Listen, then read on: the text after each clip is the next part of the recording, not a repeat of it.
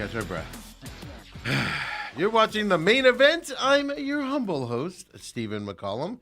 You know him as 17-year NFL veteran, 3-time Super Bowl champion for your Dallas Cowboys. Folks, he's all excited. He bought the blue turf yesterday as well. Then he's all excited because your Anaheim Ducks tied up the series against the Vegas Knights last night. He's still on a high. He's doing the V formation. He's watching Mighty Ducks 1, 2, and 3 today. Dale Hellestrae, everybody. Whoa, my goodness. Is that allergy medicine kicking in and you're on cloud 9? My goodness gracious. I slept like a baby last night. Yeah? I didn't cough at all this morning. Boom, walked in this building. Well, I'm as allergic you to this said, place. maybe there needs to be a little mold check, a little allergy check. It's like we have to change the filters in here. Goodness gracious. Something we have to do because holy cow, it's not good. Not good, folks. I came floating in here off the high. I didn't watch any of the Anaheim Vegas game. I know you did as your Garbage game, but yes, I was. but I did watch a little bit of the Pittsburgh Pirates, Arizona Diamondbacks. I had that on. I love pitching duels, man. Oh, 2-hour-long pitching duels. I can't get enough of. Paul Skeens, everything he's advertised to be, and just a little bit more. Yeah, well, Soroka. Yeah, Everything better than what he was advertised to be. 6 in the third. Gave But up. Dale, like this is what the Diamondbacks do, though. They have that fantastic game, and then controversy afterwards because they don't know how to keep their mouths shut, and it's frustrating. I didn't know about this controversy. Papa Mike says, "Yay, Dale!" Yeah, Dale's here today. He leaves early though, Papa Mike. Today's the day he goes over and does his KUPD hit over there with the boys on the morning sickness. And if you notice a little bit more hop in Steve's step, that's because Lou comes in, replaces me, and Steve. I get mentioned on the on KUPD, the biggest morning show in the Valley. You mentioned full name. Dale, John's finally pronouncing it properly. He is, and even which if is he's not, impressive. as long as he's just like Jerry Jones says, if you're talking about us, don't care if it's negative or positive. Yeah. So I get mentioned over there. I get mentioned over here. People text me and go, "Oh my God, I just heard you on KUPD. That's awesome. They're mentioning you." And I'm like, "Hello, I'm doing my own show right now. You can listen to me. You're not listening to me right now." But no, it's all fun. Today's Thursday's a fun day, Dale. Not because you leave. I tend to miss you a little bit. Yep. Like a hemorrhoid, but I still tend to miss you. Wow, you had to go that deep. Well, it's on the Wow. surface. Technically, it's on the surface, isn't it? Technically. We have to get technical there. But yeah, no, Diamondbacks. Well, the controversy. Well, before we get into the Diamondbacks, just really quick, I put it out on social media yesterday when I got the response back. But I got a response from the Rattlers. I just quickly emailed them and said, "Hey guys, commissioner put out a statement. Is there an official Rattler statement on the commissioner's statement on the penalties and heavy fines?" So then, practice, and their media guy over there, Jake Gonzalez, does a fantastic job. He's been, I'm not going to lie to you, Dale, he's been the most professional. Not the other ones weren't professional, but he's been the most easy and guy to deal with in the media circles, like guys we have to deal with as media and stuff like that. His name's Jake Gonzalez, great guy. But he emailed me right back and said, "Hey, they're at practice right now. I've got to obviously get with coach and find out what our statement is, whatever." And then he emails me, goes and does that, emails me back the statement. So you got to thank them enough on that, because a lot of organizations are like, "Yeah, whatever. Right. We'll get to it when we get to it," or whatever. But I mean, I didn't expect a response back. I knew they had practice. I knew there'd be a delay in it. But he made sure to email me back and say, "Hey, here's what's happening. Here's what I'm going to do to get to the statement to you, whatever." And you can appreciate that, right? Because most of the time they just ignore you, and then eventually, like 4 p.m., you get a statement, over, and you don't even know you get it. They just like, whatever. So I appreciate that from him as well. So we got to give him props from that side. But then the statement comes over, and it's a statement from Kevin Guy, the head coach, of course. Like I said, he pretty much runs this team, folks. He doesn't pretty much. He runs this team. Oh. Well, he's the president, general manager, and head coach. Yeah, I don't even know, like, Ron Schertz, the owner, like, he's involved. I'm not even sure he's involved. Like, I just think when maybe when things happen and he has to get involved, he gets involved. Otherwise, it's Kevin Guy's team. That's at least my impression of it and the way he runs it. and My things to that effect. understanding of the organization is that. Is that, Church just stays out of it. Yeah. And it's Kevin Guy. Basically, he runs, he's in charge of everything, Yeah. blah, blah, blah, right? So you're under the same understanding. Okay. And so he comes back with a statement yesterday. I put it out on Twitter yesterday, but we'll hit it up right here too, because this just just adds to my theory. There's no punishments from the league. Ooh, I don't know about that. Well, let me put it this way. There might have been punishments, but it was minimal punishments. And it was maybe it's kind of like when you have young kids and they do something and you're like, hell yeah. But you have to be like, hey, we don't do that. You need to knock that off. But then you walk out of the room and you're like, yeah. Good job, kid. And they don't see you do that side of it. That might be what's going on here. I'm convinced of it. Really? Throw it up, Kobe. This is literally how it came to me in the email. I just screenshotted the email for you guys. I had to cut out the non-publishable stuff here, but so it says KG : so you know it's coming from Kevin Guy. First, I want to point out that I did not create this situation. The opposing coach was upset that he failed with his challenge, and he put hands on me as I walked by. I defended myself as any victim would in these circumstances. I left the field after the game, went back to the locker room. I addressed the team, changed clothes, packed my bag, and was ready to leave. At this time, a reporter came into the coach's locker room and asked me to come out to do an interview. I was told that the league sent him down there to get me. I have been encouraged by league administration to be myself in interviews, which I have done. If the league didn't want reality TV, they should not have put a camera in front of me in a highly emotional situation. In my opinion, this is political, and I will address it when the time is appropriate. So, Love that response, man. yes, and for that response, number one, I got a little chuckle out of victim. Well, that's the thing. Yeah, the guy shoved him. He's like, I was a victim. Yeah. I know. But He's playing. I'll put it this way. He's playing it up. Dale, this is what telling me there was no punishment, and they all have been slapped on the back and been like, keep it going, boys. Because that just adds to the intrigue. yes, that word of the victim, the I did not create this, the he did this, I'm a victim. It just tells me they're hyping this up, man. This is WWE at the best. Boy, it's interesting that you take it that way. I take it as he's pissed because the league did do something to him. And whatever that is, I don't know. But they did something, but it's not bad. Like, he's not suspended this week. Because I think if in fact the league gave him a slap on the wrist and did not cost him anything or whatever, they'd say, you know what, it was an unfortunate incident. I think he was fined.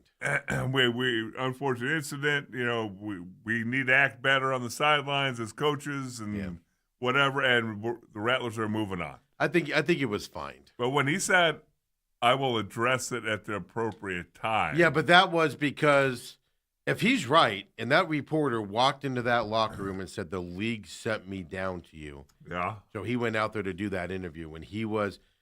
You don't put. I'm a big firm fan of. You do not right. The Chad Johnson deal, right? Wasn't it Chad? Oh, was it Ocho Cinco? It was Ocho Cinco, which is the same guy. Yeah. Just earlier in his career, later in his career. Same guy. Yeah, remember that locker room when he had the obvious concussion and he was like just blabbing? You can't. I got to be careful when you don't put a microphone in front of a fighter's face after you just got his face beat in, and stuff like that because they're highly emotional and things. You don't know what's going to come. Things are going to come out of their mouths that generally wouldn't in those situations. So if the league didn't say he had to come out and do the interview and Yahoo Sports lied to him, that was their number one reporting crew, by the way, Jason Fitz and them for the IFL. So that brings intrigue into it in my eyes. Like, oh, did the broadcast lie to Kevin Guy? Did the league say he's got to go do this interview?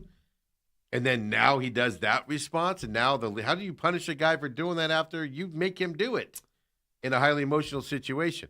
This just adds to the intrigue. There was punishment on both sides. Don't get me wrong. I bet you the Vegas coach I should email Vegas. They probably won't respond. I should email Vegas and say if they have a response. They probably won't respond to me because most teams aren't like the Rattlers in the IFL. They are very screw you minded. Let's put it that way. Whether you're media fans, whatever, you want access to something, they're just like, nope. Well, especially from an opposing market. Yes, especially here. Yeah. Because they're going to just assume. I can't get enough of this, though. He's a victim. That cracks me up. Yeah, that caught me down. You're right. If they, in fact, if Yahoo did it on their own, maybe that's the director before the season. Hey, we're on Yahoo. We're trying to make this thing bigger and more popular. So, yeah, we want some emotion. We want some things like that. Yeah. We don't know what was. Yahoo cannot be upset about what was said or what was done. Because, I mean, it was splashed all over social media. Yeah. Before I even saw it on social media, I had pulled it off of Yahoo Sports already because I was watching the game. And then all of a sudden, everybody's reposting it. People that don't even like the IFL. I know for a fact, people that don't like the Rattlers, don't like Kevin Guy at all, they were retweeting it out there, trying to make Kevin Guy look bad in this situation. But that's a whole nother conversation. Oh, okay. They were putting it out there, trying to say, like, he is a bad person. But that's a whole nother conversation there. But in terms of his response, I mean, he stayed factual, but he threw those little jabs in there. That just is like, it's literally a WWE script, Dale. I watched this on Raw. I watched this on SmackDown. I watched this on WrestleMania. That's exactly what this is. The facts are there, but there's enough jabs and conversations in there that you're just like, all right, let's do this. Yeah. There's so many different things that could have happened here. I do believe that the league is you made a great point there. I think it's like that. Hey, my son just beat up this other kid because he was picking on somebody, and you have to talk to him. Say, we don't fight. We don't. Yeah. But as you turn away, you go, yes. Yeah, you fist bump them as you walk out. Yes. So it's fascinating. And we'll never know unless we go out for a beer with Kevin. He tells us off the record, and I doubt that either. But yeah, he's very smart. I mean, we've been in that interaction with him. I'll just tell everybody that we've been in private interactions with Kevin Guy and stuff like that. He only lets out what he wants to, and you could tell. Where his jabs are and stuff to that effect, and things that are on his mind and bothering him. That's the only thing he does. But no, I don't. I just more convinced, Dale, that this is more. I can't stop thinking about the commissioner's statement. We've had a great year, 18 or whatever he said, and stay tuned for more. It's only going to get more intense. You don't put that in a statement if you're upset on the way people acted. You just don't. I want to see the ratings for that. Well, that's the problem. I don't know if that does ratings afterwards or whatever, but there's your response from the Arizona Rattlers. Maybe I'll email up to Vegas and see, if we get the middle finger or not, which we probably will. But I should probably put it up there and see what their coach says. Their coach was at fault. I've talked about that a ton. Blowing the kisses after a guy got his sideline privileges gone, and he was the first one to interact with Kevin Guy. I will give that. Now, doesn't mean you're absolved from it if you react to it, but whatever Kevin Guy gets, I think to me the more atrocious thing was the after the game statement. See, I've always been told, mostly you see when fines are handed out, the instigator gets the more severe punishment. That's usually how it goes. And nothing would have happened other than words exchanged if the Vegas coach didn't go over and push Kevin Guy. Yeah. And all the focus has been on, at least what I've seen on social media and all the IFL fanboy sites and stuff like that, I've seen it's been focused on Kevin Guy. Oh, yeah. Not on the Vegas now, again, actions. The Rattlers, because of the flagship franchise in this league and because they've had success and a lot of it over all these years, they have a target on their back. And so I think whenever anybody sees a chance to get a dig in on them, Kevin Guy can be a lightning rod. as far as criticism Good way of putting and it. saying things, and Yep. and so when people have a chance to jump on that bandwagon, they will. Oh yeah, they all take the shot. That's the most part about it.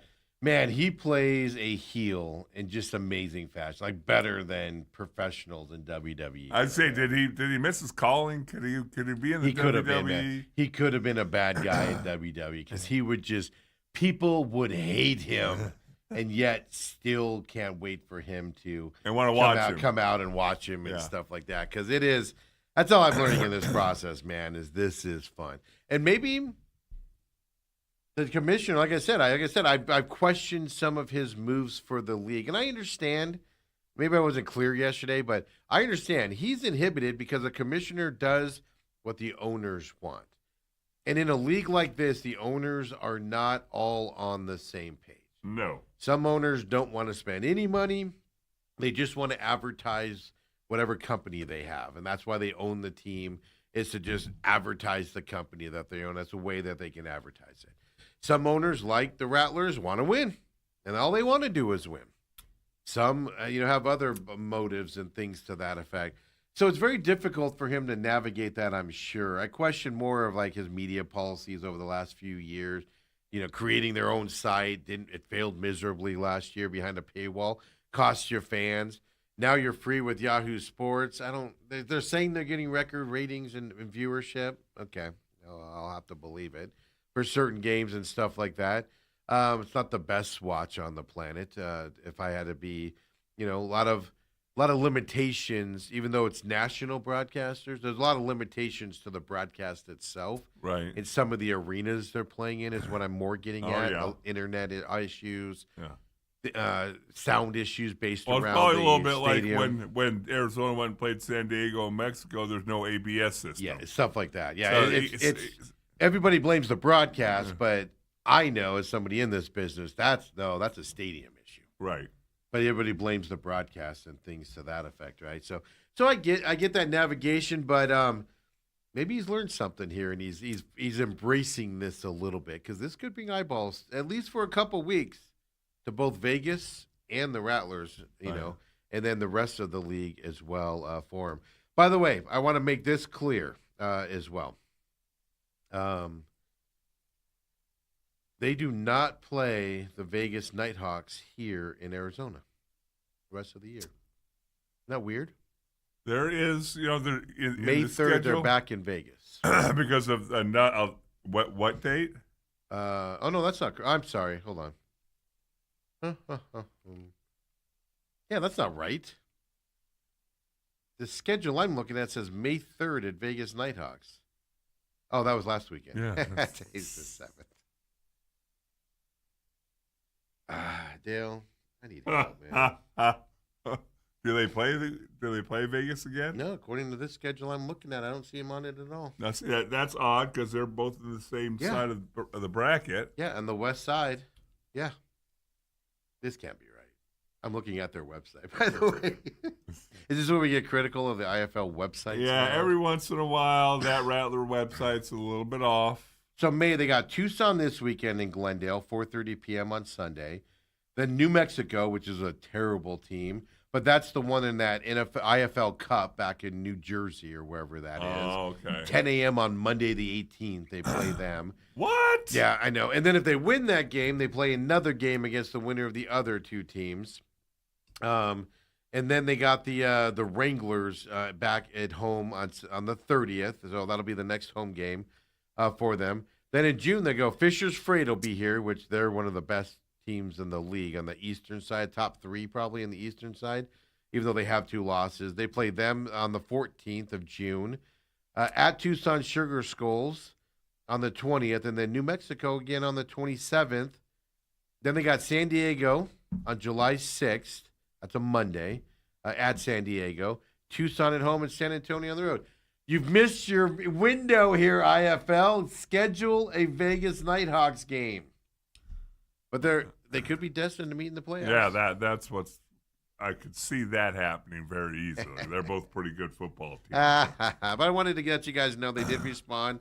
There's a response, and folks, they're playing this up proper. I take it that way. I mean, he might be pissed they did some sort of punishment to him, but it went to both sides, and it was, it was just more of a, guys, knock it off. Good job. Can't get enough of it. Hey, the amount of local people, you brought this up yesterday, the amount of local people convinced Aaron Rodgers is coming here because of Nathaniel Hackett, because of all this other stuff. I was driving in this morning, and I flipped through the stations, and I usually don't, but I just happened to stop at the flagship station of the Cardinals. Right. And they're yakking on about how they're more convinced Aaron Rodgers is coming here. But all the insiders, right? Ian Rappaport and Schefter this morning, all saying he's going back. He's going to be in Pittsburgh this weekend on top of it. Right. I haven't talked about this on the show other than you bringing it up yesterday because it's not happening. But here's the part that interests me. The Cardinals aren't stifling it out. The Cardinals are like, you never know. he wants to come here. You never know. Why do the Cardinals keep insisting Jacoby Brissett's not their guy all of a sudden? When they let Kyler Murray go, Jacoby Brissett was the guy. Mm-hmm. Why are the Cardinals now like all these? They're not saying it. They're hinting at it and leaving it open to interpretation. That I don't think they think Jacoby Brissett's their guy, Dale. Well, back. Well, I guarantee you that they don't want to pay him more. Yeah. In case he isn't the guy. Yeah, I guess. And what's so weird in this situation, I could see putting in incentives in his contract. Hey, you hit this number, we'll give you this. But if you're Jacoby, are you going to sign that? Because that then almost seems like they control your purse strings because they might just play Carson back. Yeah, you can't do an incentive-laden contract. You need to up your guaranteed money. Yeah. Jacoby wants guaranteed money is what he's looking for at this point. I'm just fascinated by this, how more and more Cardinals people covering the Cardinals are talking about the Cardinals, and now the flagship station are jumping on this bandwagon of Aaron Rodgers is coming. Also think about it. If you're the flagship station, you got 4 hours each show, and you can only talk Diamondbacks baseball so many segments. Yeah, you can't talk Utah Mammoth anymore. You're letting they never talk hockey. They don't talk hockey. They'll just repeat their segments repeatedly. If you don't know how, we know how it works. You and I know how it works. Right. But just repeat stuff is what they do. But I don't know. It just cracks me up how it's just getting more and more. I will be floored if they do it, and it would be the worst decision the Cardinals can make. Oh, to sign Aaron Rodgers? Yeah.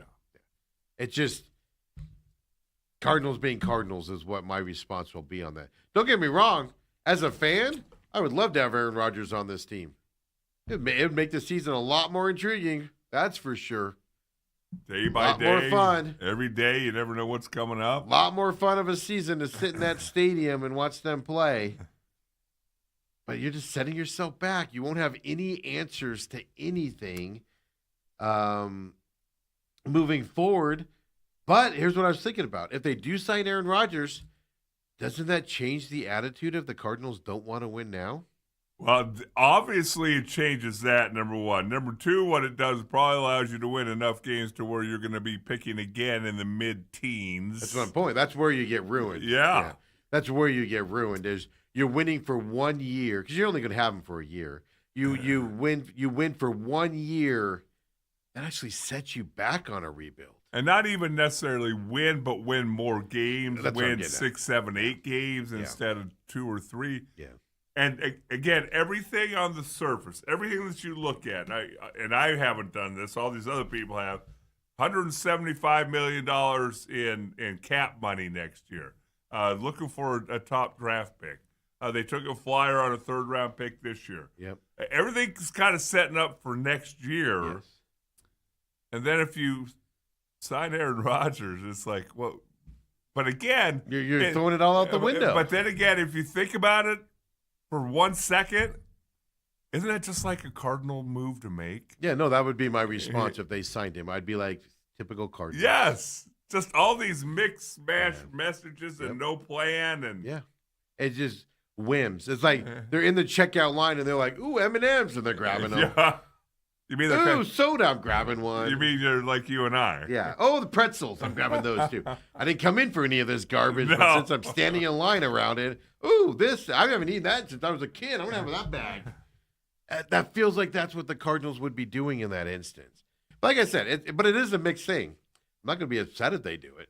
I just don't see them doing it. They basically, everything they've been telling, and this is where I get confused. They told us straight up, Jacoby Brissett's our guy. They put a poster up of him in the training facility, which you do for starting quarterbacks. Right. And then the pre-draft, they're like, well, if a young guy's out there available, then they draft Carson back. Originally, this all started because of Ty Simpson. Yes. Oh, no, Carson Beck was that guy. I'm convinced of it now. Ty Simpson was just. But I'm saying when his name came up. Yeah. That's when LaFleur came out. It's just, then the Cardinals now, they're not coming out and being like, look, guys, we're happy with our quarterback room. We want to see what they can do this year, and squashing it. They're not squashing it. They're keeping it there. Hey, one of those things, keep your name in it, right? Cardinals don't get talked about a lot. Pat McAfee spent 25 minutes yesterday talking about your Arizona Cardinals. Yeah. And then who was it? Ian Rappaport, I think, goes on that show. And he goes, maybe it's Schefter, I don't remember. But he goes, first thing he says, guys, he's not going to Arizona. Squash the whole conversation. It was so great. He's reportedly going to Pittsburgh, but it is interesting to see where he's at. But Dale, before you take off here today, and I'll get everybody for the next half an hour till Lou comes in. We'll talk NBA, Major League Baseball, a little bit in-depth Diamondbacks from yesterday. But, Diamondbacks lost 1-0 to Paul Skeens. I thought it was a fantastic ball game. Sometimes you just get beat by a better guy. Yeah. What did the Diamondbacks do that was terrible? I mean, sure, they didn't hit. Most people don't against Skeens. Right. On top of it. But, again, then after the game, Torey Lovello goes out there. Torey Lovello says the game plan going into this game, Dale, was to attack Skeens early on counts, not let them get ahead in the counts against their batters. The Diamondbacks ended up with 15 outs of 3 pitches or less. Paul Skeens went into the 8th inning for the first time this year yesterday. The problem with this, and this is where you start to question the coaching. Whoever came up with this game plan should be fired on the spot, or at least told to shut up and never talk about game plans again. You are no longer involved in game plans. What you do when you're going up against really hot pitchers is you try to get them out of the game as early as humanly possible, which means you go to a lot of 3-2 counts, as many 2-2 counts as you can. You want to foul off as many balls as you can. You want him to get to 97 pitches in 5-6 innings so you can get him out of the game and get to the bullpen.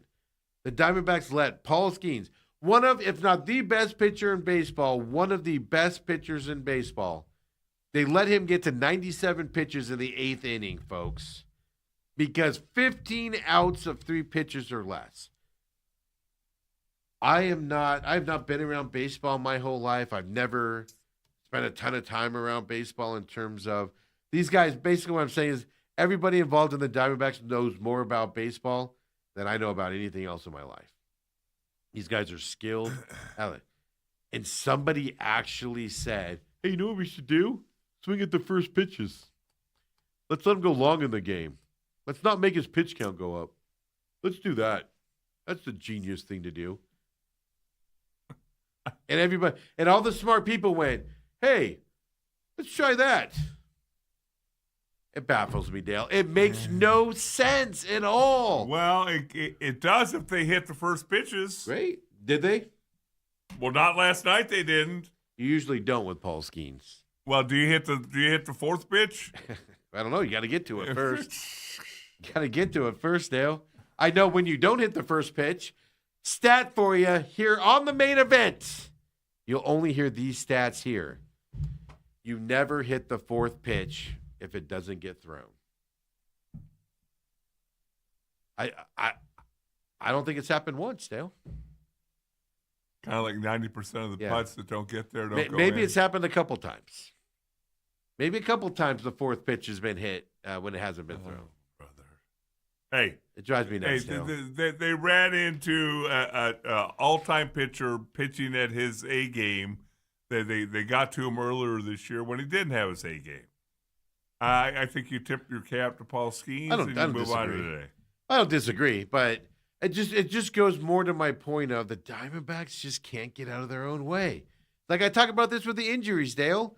Instead of saying, "Oh yeah, the winner is back for 2 days, so we just decided to give him a rest." No, you go. You know, it's an off day for Ketel Marte today. We just feel he's been grinding, and we just want to give him a day off. I wholeheartedly agree with you on this. This Is the even if that was the game plan after the game, you don't go out to the media and say, "Well, our game plan didn't work." What was your game plan, Coach? Our game plan was to swing at the first pitch and get him and let him keep his pitch count down until the 8th inning, so we don't get an opportunity to get to the bullpen. And why even say it? And do you think I'm on the whiteboard and said, let's swing at early pitches so we can get to the 8th inning, and we don't want to put our bats on the ball. It's just they can't get out of their way, man. And they just can't. That's what makes me laugh more about it. Bad game plan. It didn't work. Like you said, if they would have gone out there and hit him, we'd all be going, huge game plan. Yeah. Oh, my God. It didn't work out. And to me, it doesn't make sense to have that game plan. But it's more to the point, they just overshare things. They need to knock it off because it's not helping them. It's not helping them. No. Nobody would be complaining about the game plan. Nobody would have a negative thing to say about that game yesterday with the way it went. But they literally like, we can't have anybody not complaining tomorrow about our bad decision. So let us tell you what bad decision we made tonight, folks. Choke on it. I don't get it, Dale. I don't get it. I don't get it at all. Dale, get out of here. I'll get you guys the rest of the way. Dale's going to go over there. I mean, how many times you want your name mentioned, Steve? 17. Every other word. You're going to get it probably as many times as Paul Skeens gave up a run. Yeah, one time. It's always at the beginning when he says where else you worked at and all that. Tell John and Brady and Brett. Fellow Dobsonite Brett. Did he go Dobson? I thought he did. I don't know. Well, he's an honorary one. Toledo. I'm trying to think of everybody over there that I don't know. Tripp. Tell Tripp I said hello. Yeah, I will. Say thanks for calling me back on the sports radio thing. I appreciate that. Yeah. He doesn't even know it's down the hall. Yeah, he's saying they don't even know it. I don't know. I'm sure he knows Holmberg's down the hall, to be honest with you. That guy's on. Wow. He's trying to get Dale fired over there. Hey, get out of here. I'll get you the rest of the way till Luke comes in, folks. Come on back. Main event.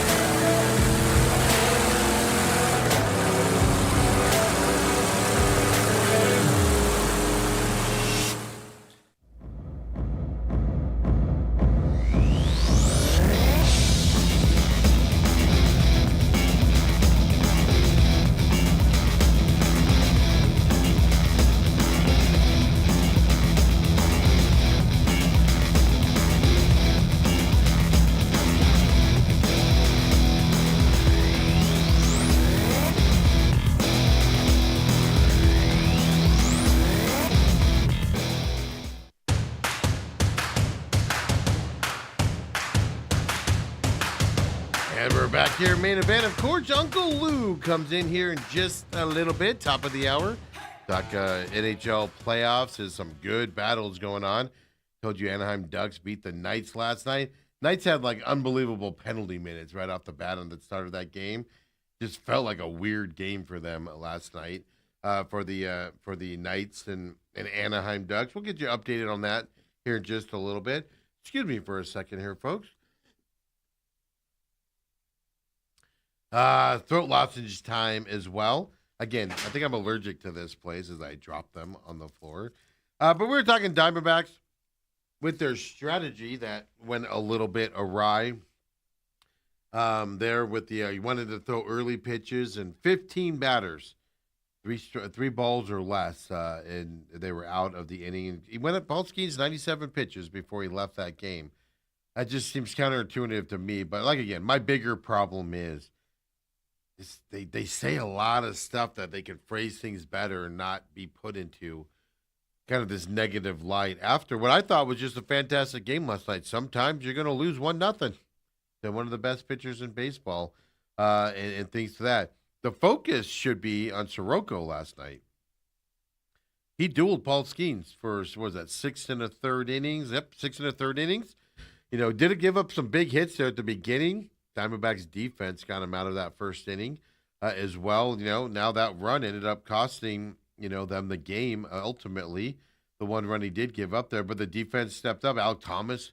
That's why Alek Thomas is on this team for the defense side. Yes, we want him to hit better than 185, but he's out there for his defense. And you saw it last night early in the game as well. Then, of course, they caught the Pirates in that rundown as well to get out of that inning thing. So that should be the conversation today is Soroka. And, folks, we talked about this at length yesterday, me and Dale. Torey Lovullo is doing things differently this year, and he's getting results from it.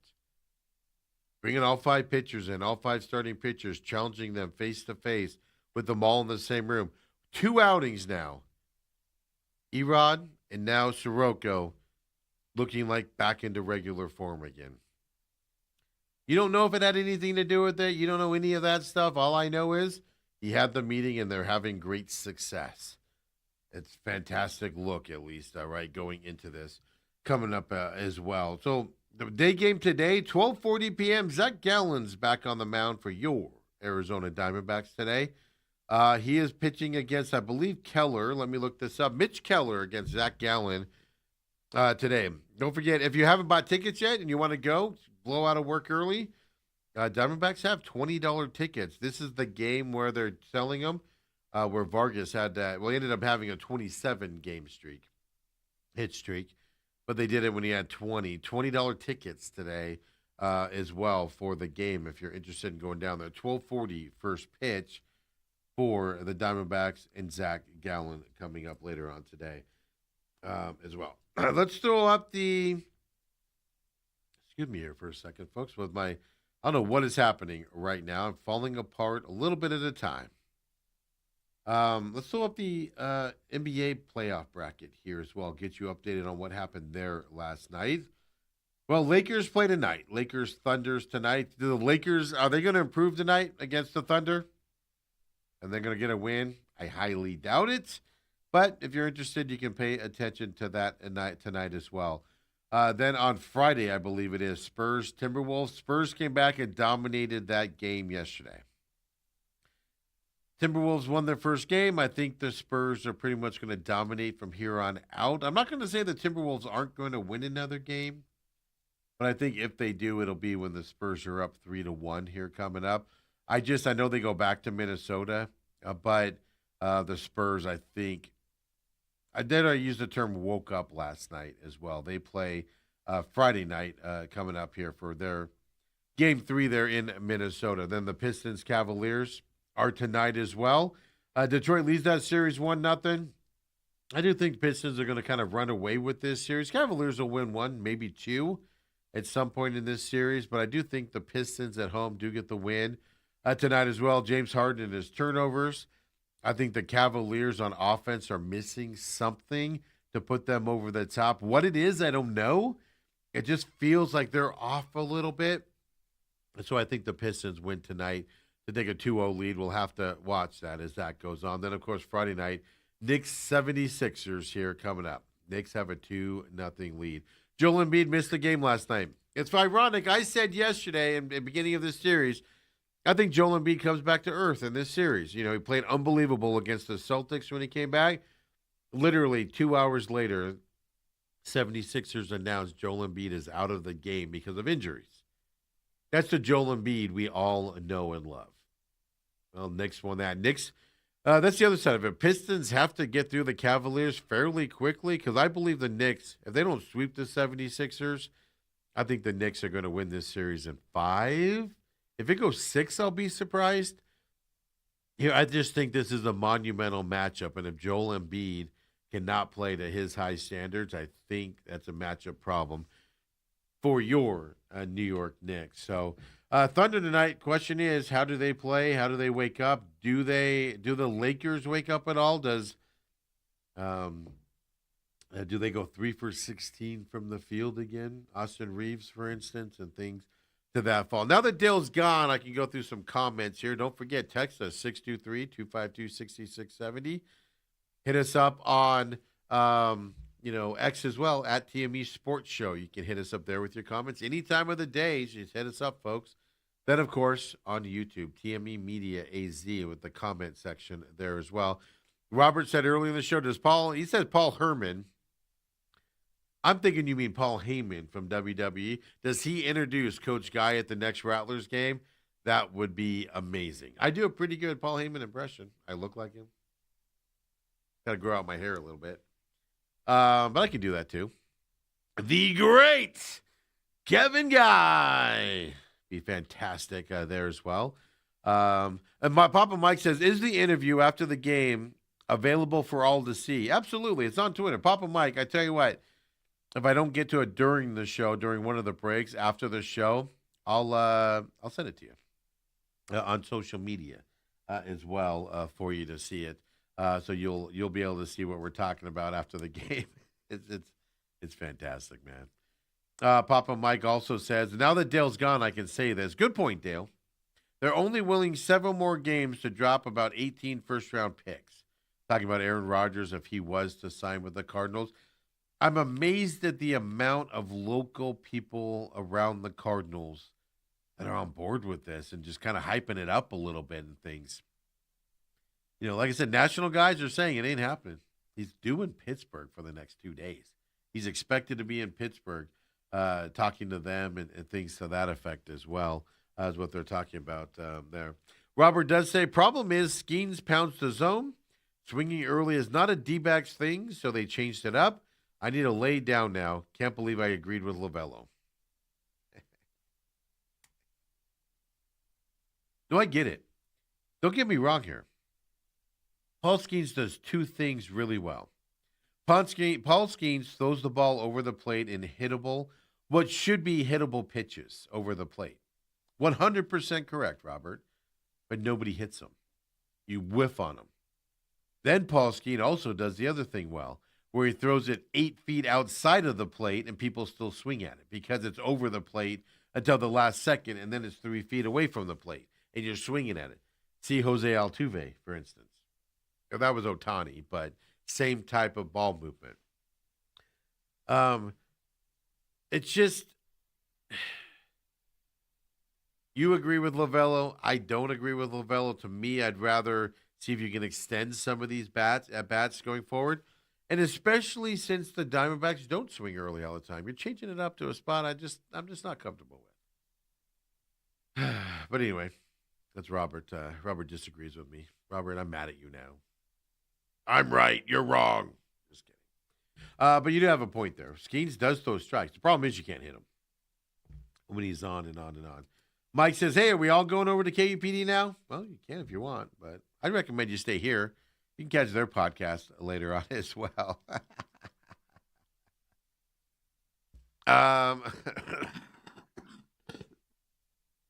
You guys have your KUPD discussion on our chat here. I'm not going to talk more about that because I have a show to do here, right? So NBA playoffs, Lakers, Thunder tonight. I think that's going to be a snoozer here on this Thursday night. But, hey, if you're interested in it, there you go as well. NHL, let's throw the NHL playoff bracket up there as well. Of course, we'll talk some playoffs with Uncle Lou when he comes in as well here this morning on this Thursday. Colorado, I'm pretty sure, is unbeatable right now. Just like Carolina's unbeatable right now as well. Colorado's a 2-0 series in this series against Minnesota. The Avalanche in their first game, right? They were up 3-0. They were down, what was it, 5-4, I think. Then they ended up winning the game by 3 goals at the end. And now after last night, the Avalanche have scored 14 goals in the first 2 games total against the Minnesota Wild. The third most goals in the first 2 games of a series in Stanley Cup playoffs over the past 40 seasons. Now, I think 2 of them have been empty netters. So, you got to factor that stuff in, but still, 14 goals in 2 games. Yikes. Colorado is on fire along with Carolina as well. And that's what's interesting. Colorado, Minnesota, turns out, at least for the first 2 games, have been duds. I think Minnesota is going to win a game, probably in Minnesota, at least one. Can they get 2 is the question mark. Right now, the way Colorado is playing, the answer is no. So let's just say that series is a dud. Carolina, Philadelphia, folks, is going to be a dud the rest of the way. Philly might win a game in this series if they're lucky, but it's a dud as well. But you got 2 other series that are going to be great. And they're all vying for the right to play the best 2 teams on the West and best team in the East as well. Buffalo, Montreal played last night. Josh Doan, gets his playoff goal, second one.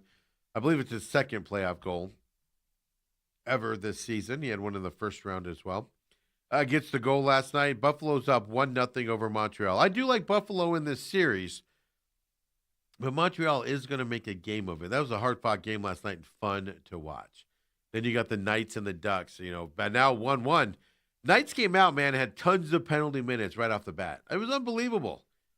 They had Eichel had a major penalty against him early in this game, and it just was felt weird night for the Knights at home, and Anaheim gets that win. That series is tied 1-1 as well.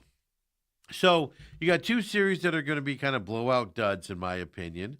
They're still fun to watch. At least the Avalanche, they're still fun to watch. Just scoring 14 goals in 2 games, that's fun. That's a fun game to watch, folks. But you do have 2 series that you can pay attention to if you like good, solid, fun hockey out there as well. Let me look up that night stat really quick here. That in the first period of what happened last night for the Knights. Because, it was what are they doing? Let's see here. The other side of it last night on the Knights, I thought their experience and everything would kind of prevail in this series. The Ducks last night showed they're faster than the Knights.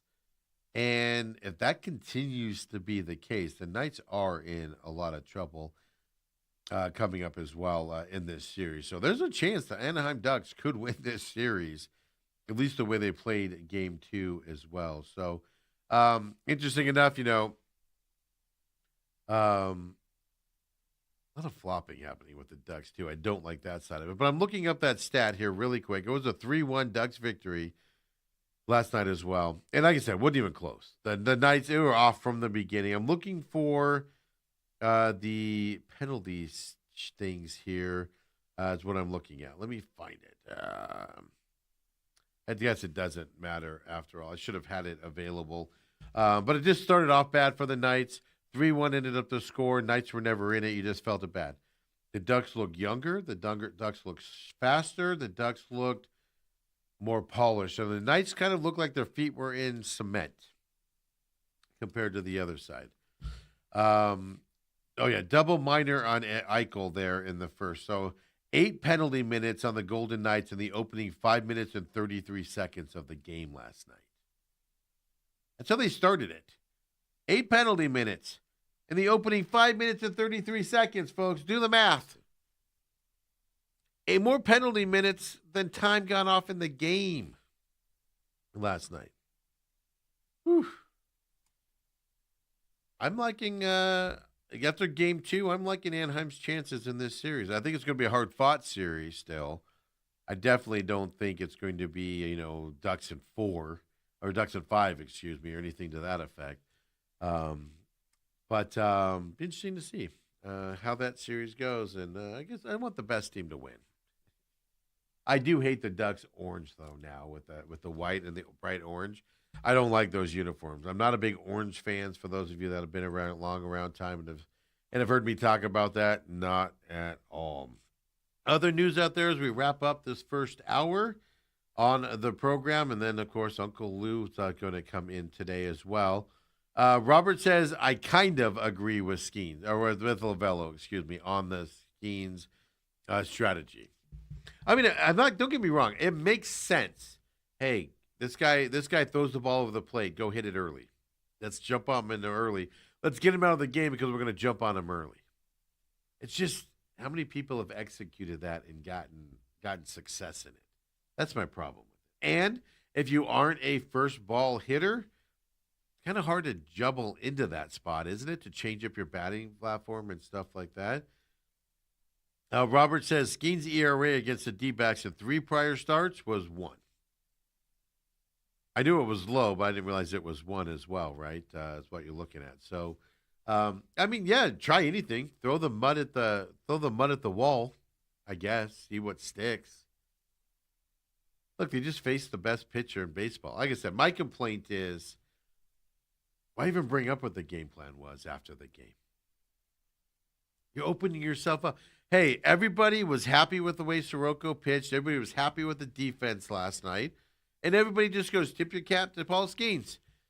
And then the Diamondbacks have to say that it's like, oh, we can't have positive stuff only. Let's bring up how we had this game plan so we can bring some question marks into it. That's more of what I'm talking about. It drives me nuts. It drives me nuts how they do that. Just be happy. Be happy with the way the game went. You lost to a best pitcher in baseball, 1-0. Your pitcher battled him, dueled him for 6 1/3. Your bullpen came in and battled him for the rest of the game. Be happy with it. Papa Mike says, do you think Vegas, Anaheim, Buffalo, and Montreal are going to exhaust themselves, giving them slim chances to advance to the finals? Yes, that's what I'm saying. Carolina's going to win that series against Philadelphia fairly easily. Colorado is going to win this series against Minnesota. And I say fairly easily, meaning they're not going to 6 or 7 games. Buffalo, Montreal are going to be in this hard-fought battle, probably going 6 games at least, right? Maybe 7. Vegas and Ducks, I think, are going to go 6 games, possibly 7. Now, the only hope you got there, right, is Colorado and Carolina gets too much rest, and they lose their edge, and, their goaltenders slip up a little bit, and so you can put pucks on them and things to that effect, and they have a hard time recovering. That's your hope, I guess, if they have too much rest, which is a terrible thing to raise your hope on if you're trying to get onto it. But I do think that's the difference here. Colorado and Carolina are going to just be fresher going into their series coming up and even into the finals for both of these, into the NHL Stanley Cup final game series. I think they're going to be more fresh going into that series, which will make for a great series on that side for them as well. But I do think the exhaustion level of the other teams is going to be an issue. Just really quick on some other things here as we wrap up this segment as well, this first hour of the show on this Thursday. The Cubs did beat the Reds walk last night, bottom of the 10th inning. Thanks, Ghost Runner. But anyway, that was the 3rd straight game by a walk-off against Cincinnati for the Cubs. That's the stat that caught my attention. Wasn't that there was a walk last night in the bottom of the 10th. 3rd straight game, the Cubs have beaten the Reds by a walk-off walk. That's fast. What are the odds of that happening is the bigger question, right, as we talk and move into that as well. By the way, Cubs have won 8 straight now. They're 25-12 on the season, just behind the Braves for the best record. In baseball, Cubs have woken up. Of course, the Diamondbacks just saw them as well that they are looking at there as well. Carlos Correa is out for the season for the Houston Astros. Houston's season's been terrible to start with. They're not playing well. They're They're the bottom of the standings in their division. They're not playing well at all. Carlos Correa being lost for the season is just another huge loss for them. Astros are 15-23. I don't know if they are that today or if that's where they were yesterday. I don't remember when I saw that, but they're around 15-23. Now an ankle injury suffered in batting practice for Carlos Correa as well for them. So Astros might be out of it. That opens it up for the Athletics and the Mariners if they can wake up to get going as well. Last thing I wanted to say here in this segment before Lou comes in here, Russell Wilson, 37 years old. Since he's left Seattle, even at the end at Seattle, has struggled as a starting quarterback. Just not well liked in terms of his teammates, right? Makes poor decisions on the field. Give him his dues when he was in Seattle, and they were dominant. But since then, with the Broncos and then the Giants, just Steelers, not just like, Russell Wilson, what are you doing? He says he's debating between signing with the Jets or making the jump and being a broadcaster in television. Why is this even a decision? Unless this is just a negotiating tactic with one entity to make more money, right? He says, quote, I know I can still play ball at a high level, but I also think the opportunity to do TV as an analyst is great, so we'll see what happens. Russell Wilson, let me be clear with you here. You can't play ball anymore. If you go to the Jets and you get the opportunity to start, you will be replaced at some point during the season. It's been that way your last three teams. It's going to continue to be that way. Go to the broadcasting side of it. I think he'd be actually a really good broadcaster. He's very cerebral. He definitely sees the games in a certain way. He can talk well and things to that effect. I think he'll be good as a broadcaster if his heart's in it now. You have to have passion for the game or it's noticeable.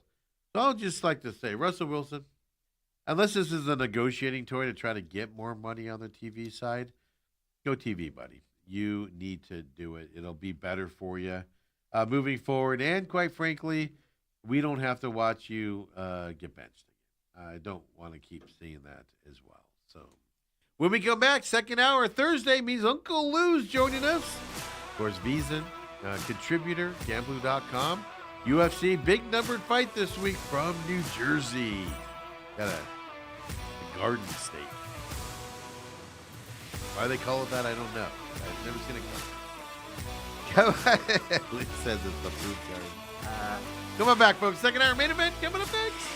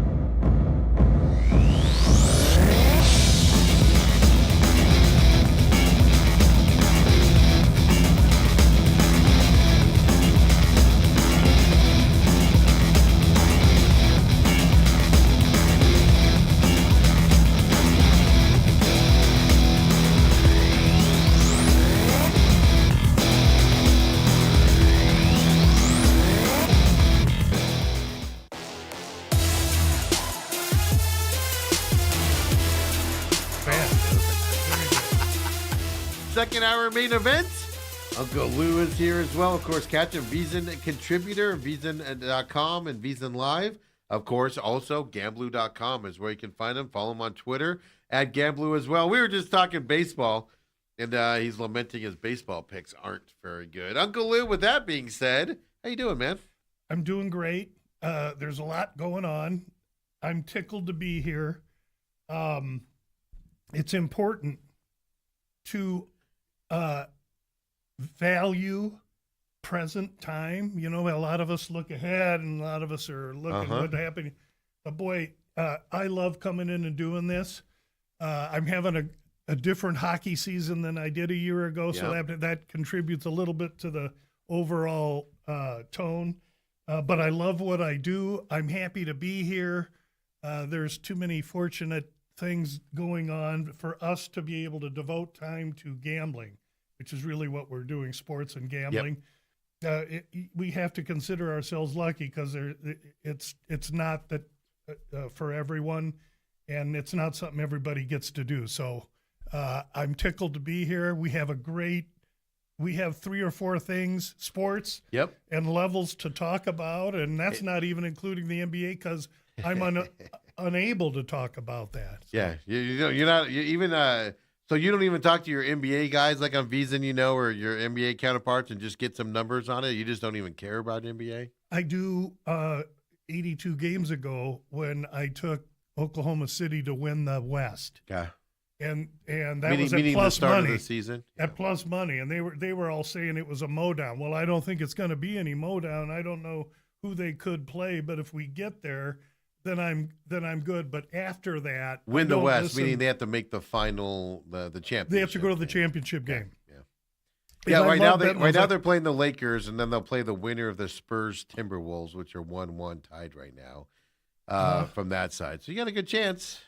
They're the best team in basketball. If you look at the numbers in Vegas, they're all affirming because my numbers are way better. They're the best team. How long ago I got it? I got them at 2-1 or some stupid number. It'll be a monumental. That's why I'm shocked at the beginning of the season, a 2-1 number on the Thunder, because they're the best team in basketball going into this season, and they've just stayed with it and stuff like that. That's a heck of a bet at the beginning of the season.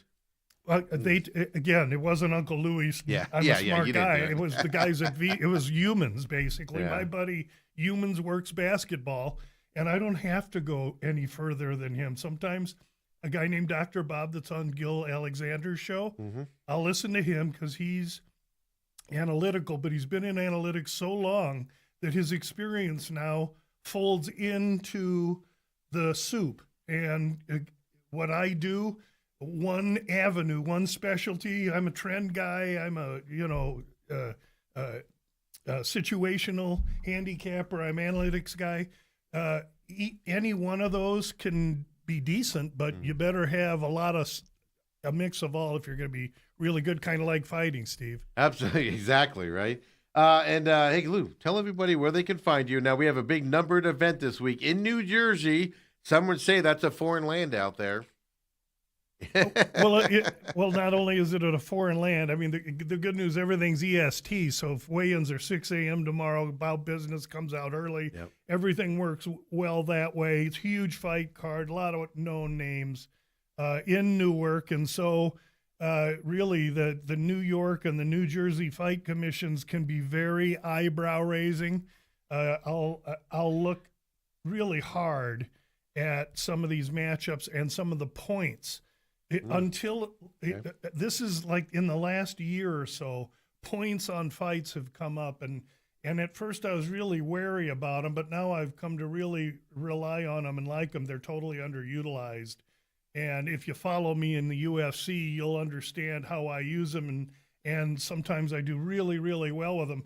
Last week or 2 weeks ago, whichever one was that Australia last week? Last week was we Australia. had Malkoon, who was a huge favorite. He was a minus 1,600 favorite, fought like a minus 150 favorite, but we gave the 3.5 points because I thought he was going to knock Mearshart out. Yeah. And so I lose that fight because he only won by 1 round on each of the judges' cards. So not everyone works, but I like to take unusual approaches to these events. I'll share one when we get to hockey.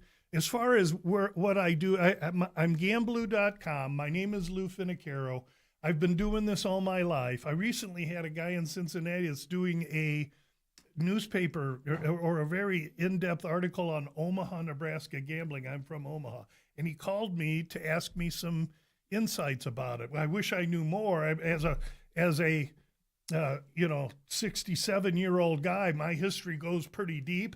but I'm not quite to the 1920s when all of it was starting. So anyway, I have a webpage, gamblu.com. You can find everything about me on that top band right there. We're going to talk sports. You'll see that. And you also, somebody rib Uncle Lou to put the new blog up for this week. Boy, is that late. Yeah. But You're talking about that. But yeah. Kobe, let's go back to the top band, and we're just going to go to the far right side, and we're going to mention Steve's so gracious each week. He lets me talk about the San Xavier mission here in Phoenix, Arizona, the oldest mission in the United States. And boy, if there's a day and age when loving one's fellow man can come into vogue, now's the day and the time. And these guys are doing great work with it. I have a link to their webpage on my webpage. We're very pro San Xavier mission. We're regular contributors, and we love that Steve allows me to do an infomercial on them. If anyone's so inclined, hit that link and go browse around, maybe even donate. If you're down there in Tucson, man, 20 or so minutes just south of Tucson there, go hit it up also. Go see it for yourself. You'll see the good work they're doing with those schools next door. The mission itself is something you should see because we don't have many 1,600 buildings here. Thank you. In Arizona on top of it. So you want to go see that building anyway and stuff to that. My daughter was amazed. She was taking pictures of it when I took her there when we were on vacation there in December. We drove by there and I kept asking, like, these aren't very good drawings. And I was like, that's how they drew back in the 1800s. Well, first of all, I think it's unbelievable that you would take your family there, which is cool. And if you were there on a weekend, they have this bazaar. It was there. And these people bring some of the most authentic Sonoran Mexican food. It is unbelievable. And Tucson is the Mecca. I live in Phoenix. Phoenix is great. But the Mecca is Tucson, and even more Mecca than Tucson, really, is the mission. I'm telling you, when it comes out of Nana's kitchen, you know you're getting the best. Yeah, they sit right there. They have the little, I don't even know what to describe, like little covers. They're made out of trees, I believe. And they just sit out there and cook this stuff. And I didn't partake in it because we had already eaten and everything. But it's a great place to go even if you don't support it, just the building alone. But Lou, I can tell you all the time, man. I'm proud that you do that because I watch all these other gambling shows, and probably rightfully so. They're just all about you win this, win that. I won this, I won that. They don't really talk about their losses. You won, talk about your losses. You talk about your wins.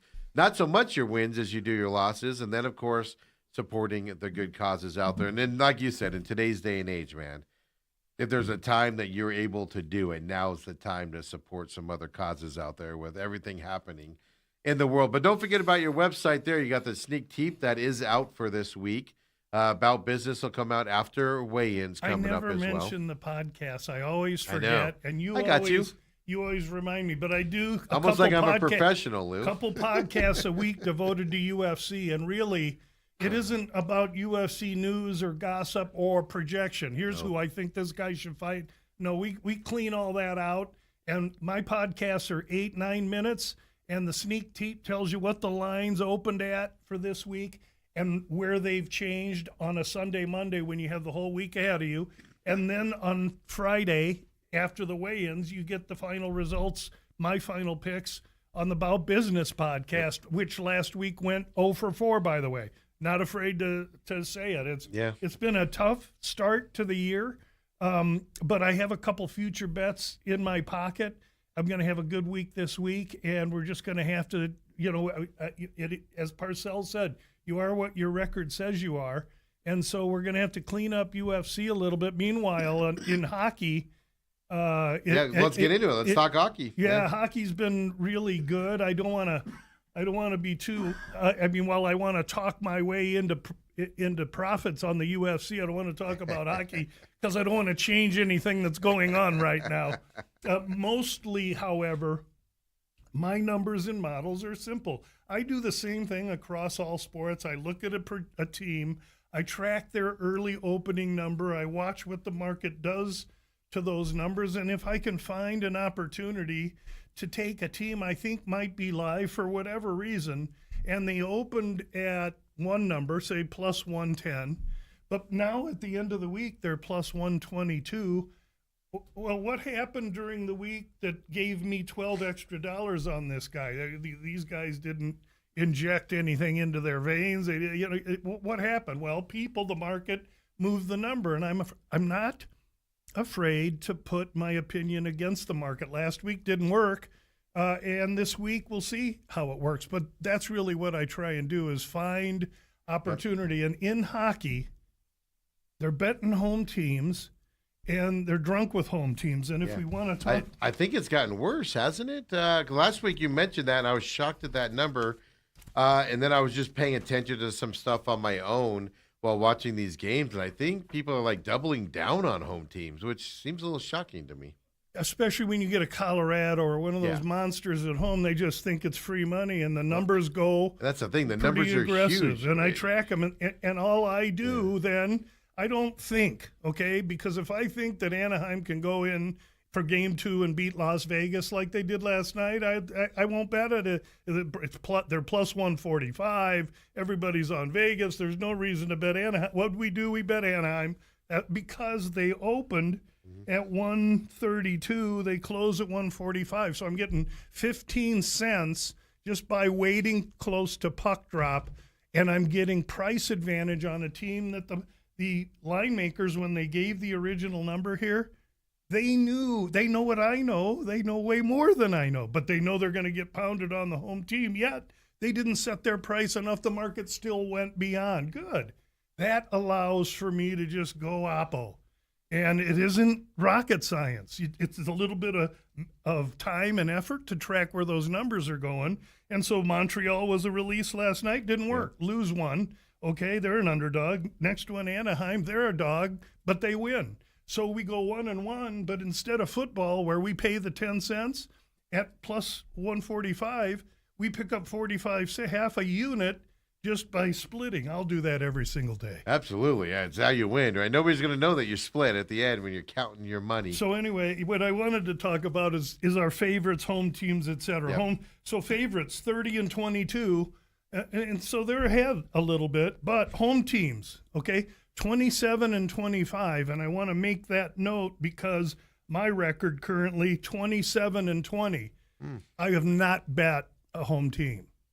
So I'm 27-20, taking only road teams so far Not this one year. home team. Not one home team. No, Carolina and Colorado aren't giving you good numbers as home teams, so that's a good way to avoid those guys. If you remember the first series where LA played, I think Anaheim. LA played Colorado. LA played Colorado, and Colorado was big favorites, and both of those were one-run games. That's talking baseball, one-goal games. And even overtime on top of it. Those were both LA King plus 1.5 bets for us. Yeah. So sometimes I did that the other night. Yeah. I take a team plus 1.5 and hope for overtime, and you're automatic winner. And so we've been seeing the ball very well in hockey. The puck. And again, home teams 26-24. So that means 27-20. 27 times I've taken a team to make a bet at $1 that's going to win me more than $1. Yeah. And in each case, I've been the beneficiary of a couple extra cents. And any businessman will tell you, if they can make 3 more cents on $1 item, that 3 cents going in their pocket, baby. So it all adds up. And so I'm fired up about hockey. That right now, road teams are loose. There's no pressure. There's a lot of pressure on these home teams, especially these teams with younger kids that are new. The Ducks, Buffalo, Montreal. So a lot to like. A lot more to go. I'm really fired up about it. Well, so like I said earlier in the program before you came on, because I look at it from the fan perspective, Lou looks at it from the gambling perspective. Can Minnesota, I'm looking at it like, can Minnesota even win one of these games coming up at home? Because Colorado is just on fire right now. I feel the same way about Philadelphia. So what are you looking at in that series? You might not even bet it. I understand that as well. But are you looking for, like, if my opinion is Minnesota might only win one, Philadelphia might only win one, are you looking for that one game that you think they can sneak it in with the numbers? Because I imagine the money's going heavy on Colorado and Carolina the rest of the way in this series. I'm projecting here at this point, type of a thing. So if you are looking at those series, is that kind of what you're kind of looking for? Like, can Minnesota win Game 3, and then that's the angle you're looking at? Anything can happen. Look at home teams are only 27 and 25. Well, that's so the issue, right? Because now they're going back home. now, against the do team. I want to take? It depends on the situation. Again, tonight, Thursday, we have one game: Carolina at Philly. Yep. So that you talk about that one, and that one's gone from Carolina open 156. Now they're 162. Okay. Let's see what happens as we get closer to puck drop. And you've been saying too, wait till puck drops before you put that down, right before the puck drops. For these, Yes, right? because usually the price on the underdog is no greater. But what I'm watching in this game is Carolina, because I think that through the day, the public that bet, and they're going to start betting at 2:00. This game's at 4:00. 4:00 our time. Okay, yeah. so 2 hours before, I think we're going to see this number go from 155 or 160 down, because they're going to be betting Philly. It's Game 3. It's a must-win. They're at home. That is the public mentality. And I would like it to go down substantially, because I'm interested in Carolina on the road. If I can get them at price advantage, we'll see what that price does during the day. Yeah, and I'm not asking you like what it's going to go to, but like if it's minus 166 now, what would be a range for a price advantage on that, at least in your eyes? Because is a minus 120 what you're kind of looking for, no. or are you talking a big drop? No, I'm talking minus 120 would be. Well, you won't see that. Okay, that's what I'm getting at. Like, you'll see one. You might just so see people at home 150. can understand like what you consider a price advantage here off the anything less than 166 that it's at now, or is there a number you would be, not necessarily for this game, but in general, you'd be looking for in a movement? Yeah, I look for as much as I can. If I like the road team, I'm going to take them almost no matter what, provided I'm getting some price advantage with them, and maybe I'm on just an curious. occasion even not. This Carolina game will be interesting. But to answer your question, it's 162 now as I'm looking at several numbers. Yeah, DraftKings is 166. I don't know. Okay, what the other ones are. let's see what happens to that number. If it goes down into the 50s, then Carolina could easily be a take. Going to be a lot of pressure on a young Philly team at home, very defensive. That's really a year ahead of themselves, like Montreal was last year. You're seeing huge numbers to 5.5 minus 140. If you shop around, you can get 5.5s, and you can also find 5s. And if you're willing to pay juice, you can take the over 5 and the under 5.5 and really play at no risk and hope that it lands on 5. 2-2 overtime means you push one bet and you win one bet. And anything else, you just give 35, 40 cents of juice. And if you're looking to entertain yourselves that way, that's very safe bet where you can't lose too much. I would do that if I could find a full goal, but not this time of year. So I'm interested. That's the way you look at these things. I would never even think about that. From a fan's perspective here to even look at that line. Tomorrow they're going to be on Buffalo. Buffalo open 134. They're going to be on Buffalo like white on rice. So we'll watch that number rise. Montreal's currently 120. They'll be 130. Montreal's 135. plus 120? Yeah, they'll be plus 130 or 35. And people are going to pound Buffalo leading up to the puck tomorrow night? Because they're a great story. Yeah. They're a great team. Yeah, they good. deserve it. And Montreal was dead after a 7-game series, all one-run games against one puck games against Tampa. Montreal show better in the next game. And then Las Vegas and Anaheim opens almost a pick. Vegas 107, Anaheim 105. Another game where you're going to see people now saying, hey, this Anaheim's for real. And they're going to believe. And if we could That's what I was saying earlier, Lou. If I can get Vegas at plus 100 or better, meaning plus 101, plus 102, they're a buy. I mean, if you watched that game last night, Anaheim looked faster, quicker. Vegas looked like they had their feet in cement last night, which you have to worry about on an older team at times as well. And I think a lot of people, I read some stories this morning commenting on that. I think a lot of people are, like you said, favoring, and it's going back home to Anaheim as well, so they'll be the home team. Oh, you're going to see a lot of people jumping on the Ducks with the way they look compared to the Knights. The Knights had 8 penalty minutes in the first 5 minutes of game time last night. Yeah, and if you remember in the first period, there was like a 3-minute 5-on-3. Yeah, they had a major. If you watch playoffs long as I do, when you have a 5-on-3 for more than a minute, one team over another, and the team that has the 5, they score a goal, 95% of the time they win the game.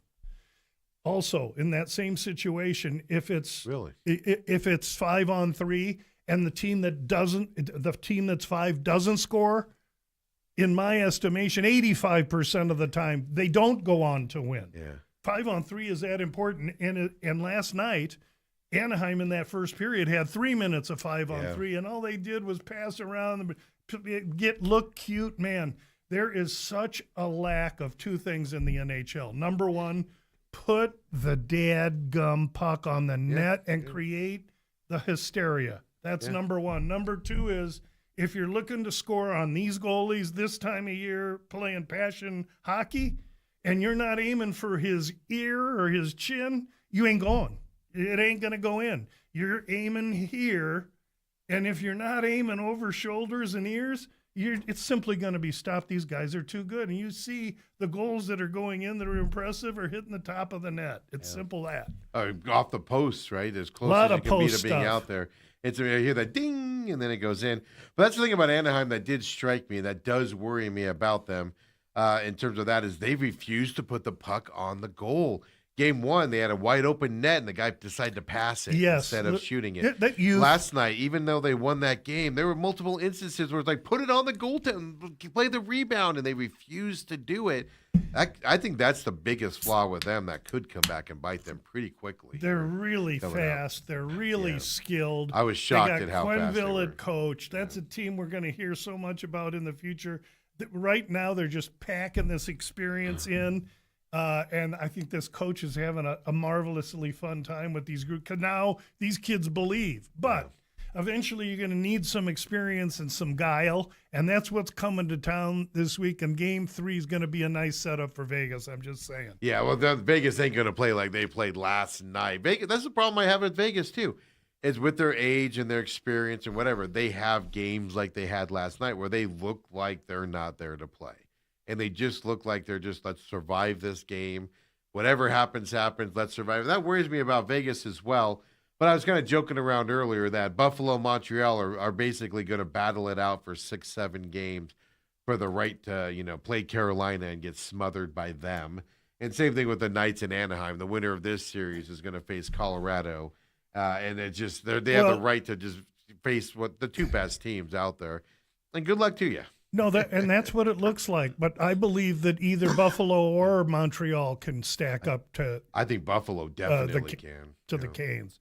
The Canes have trouble depth of scoring this year. The second line with that kid that's on fire has done well. But they've done well early before. And then as it gets late and it gets heavier, meaning the guys get bigger, the game gets more physical, they've struggled. And Brindamore tends to be a grippy coach.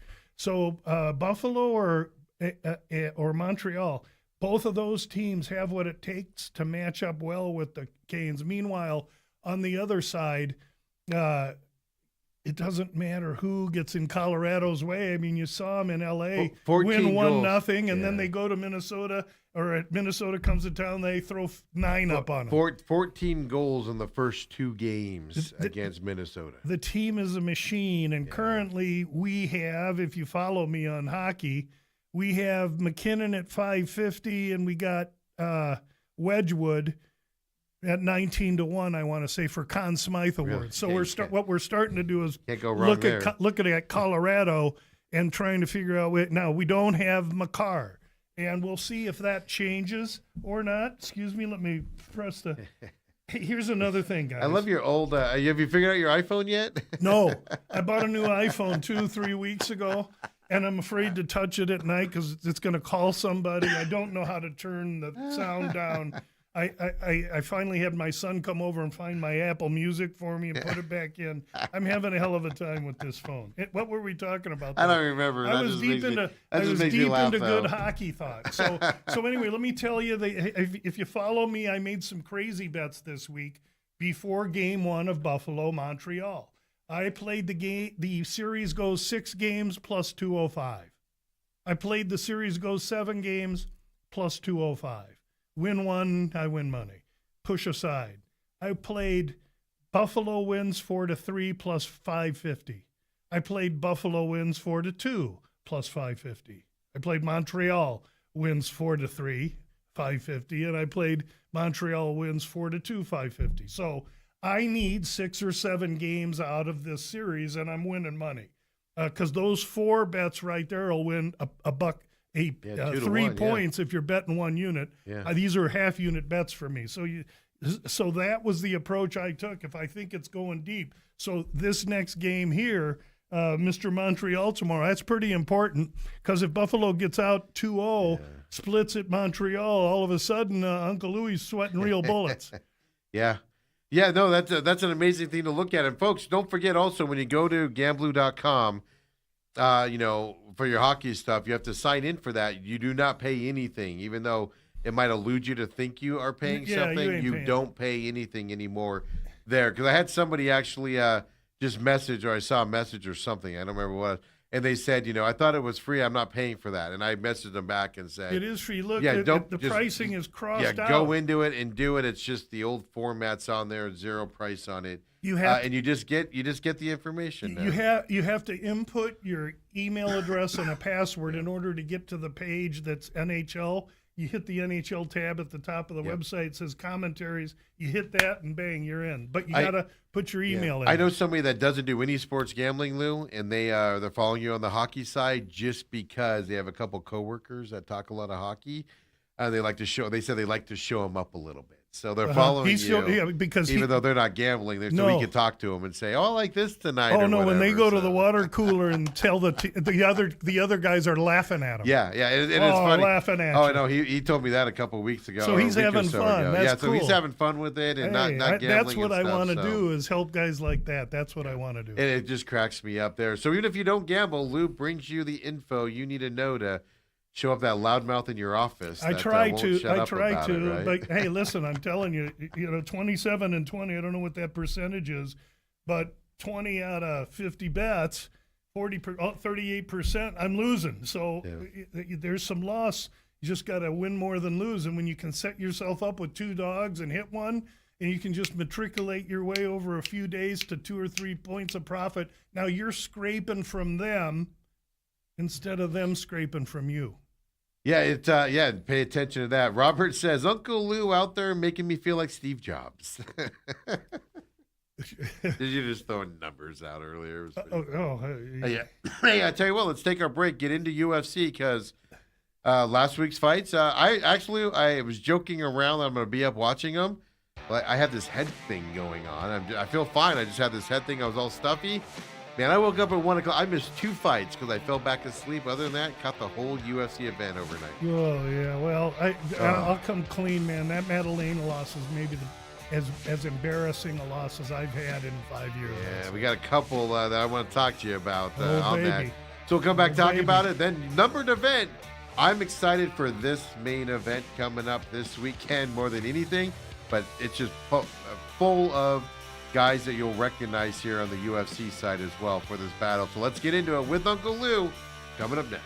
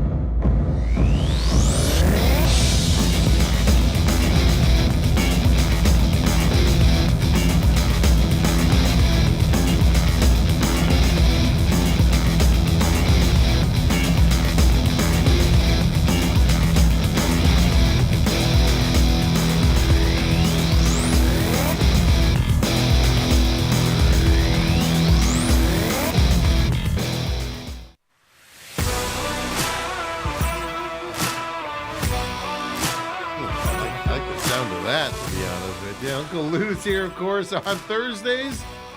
Beeson, catch him on Beeson Live, so multiple shows there.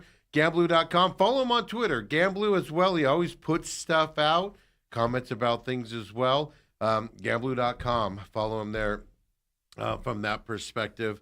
Also, and Lou, last week in the UFC, I want to get into this here. Like I said, overnight fights. I don't know how many people caught it. I don't know if I saw any specific ratings for it or anything from that side of things. But I thought it was overall a pretty good card. A lot of Australians won, but a few didn't. That we talked about last week, possibly winning those fights out there as well. Let me ask you something. The Ben Johnston Wes Schultz fight that happened last weekend from Australia. Was there something, I couldn't remember what you said. I should have gone back and listened, so I apologize. Was there something about Wes Schultz that it ended up being a submission for him over Ben Johnston? What are your thoughts on Wes Schultz? Did you have any last week, or did I just make it up in my mind? No, I said Schultz could win by submission because he's a sub guy. That's what I thought you had said. Yes. Because he was the underdog in that fight, and he ended up getting it Yes. and everything against Ben Johnson. And I should have gone back and listened. But I was like, I got to ask Lou about Schultz. Yeah, I mean, I'll give 10 thoughts. Yeah. And then Friday after weigh-ins, I try and take those 10 thoughts and boil them down to the best. And I did a poor job of that last week.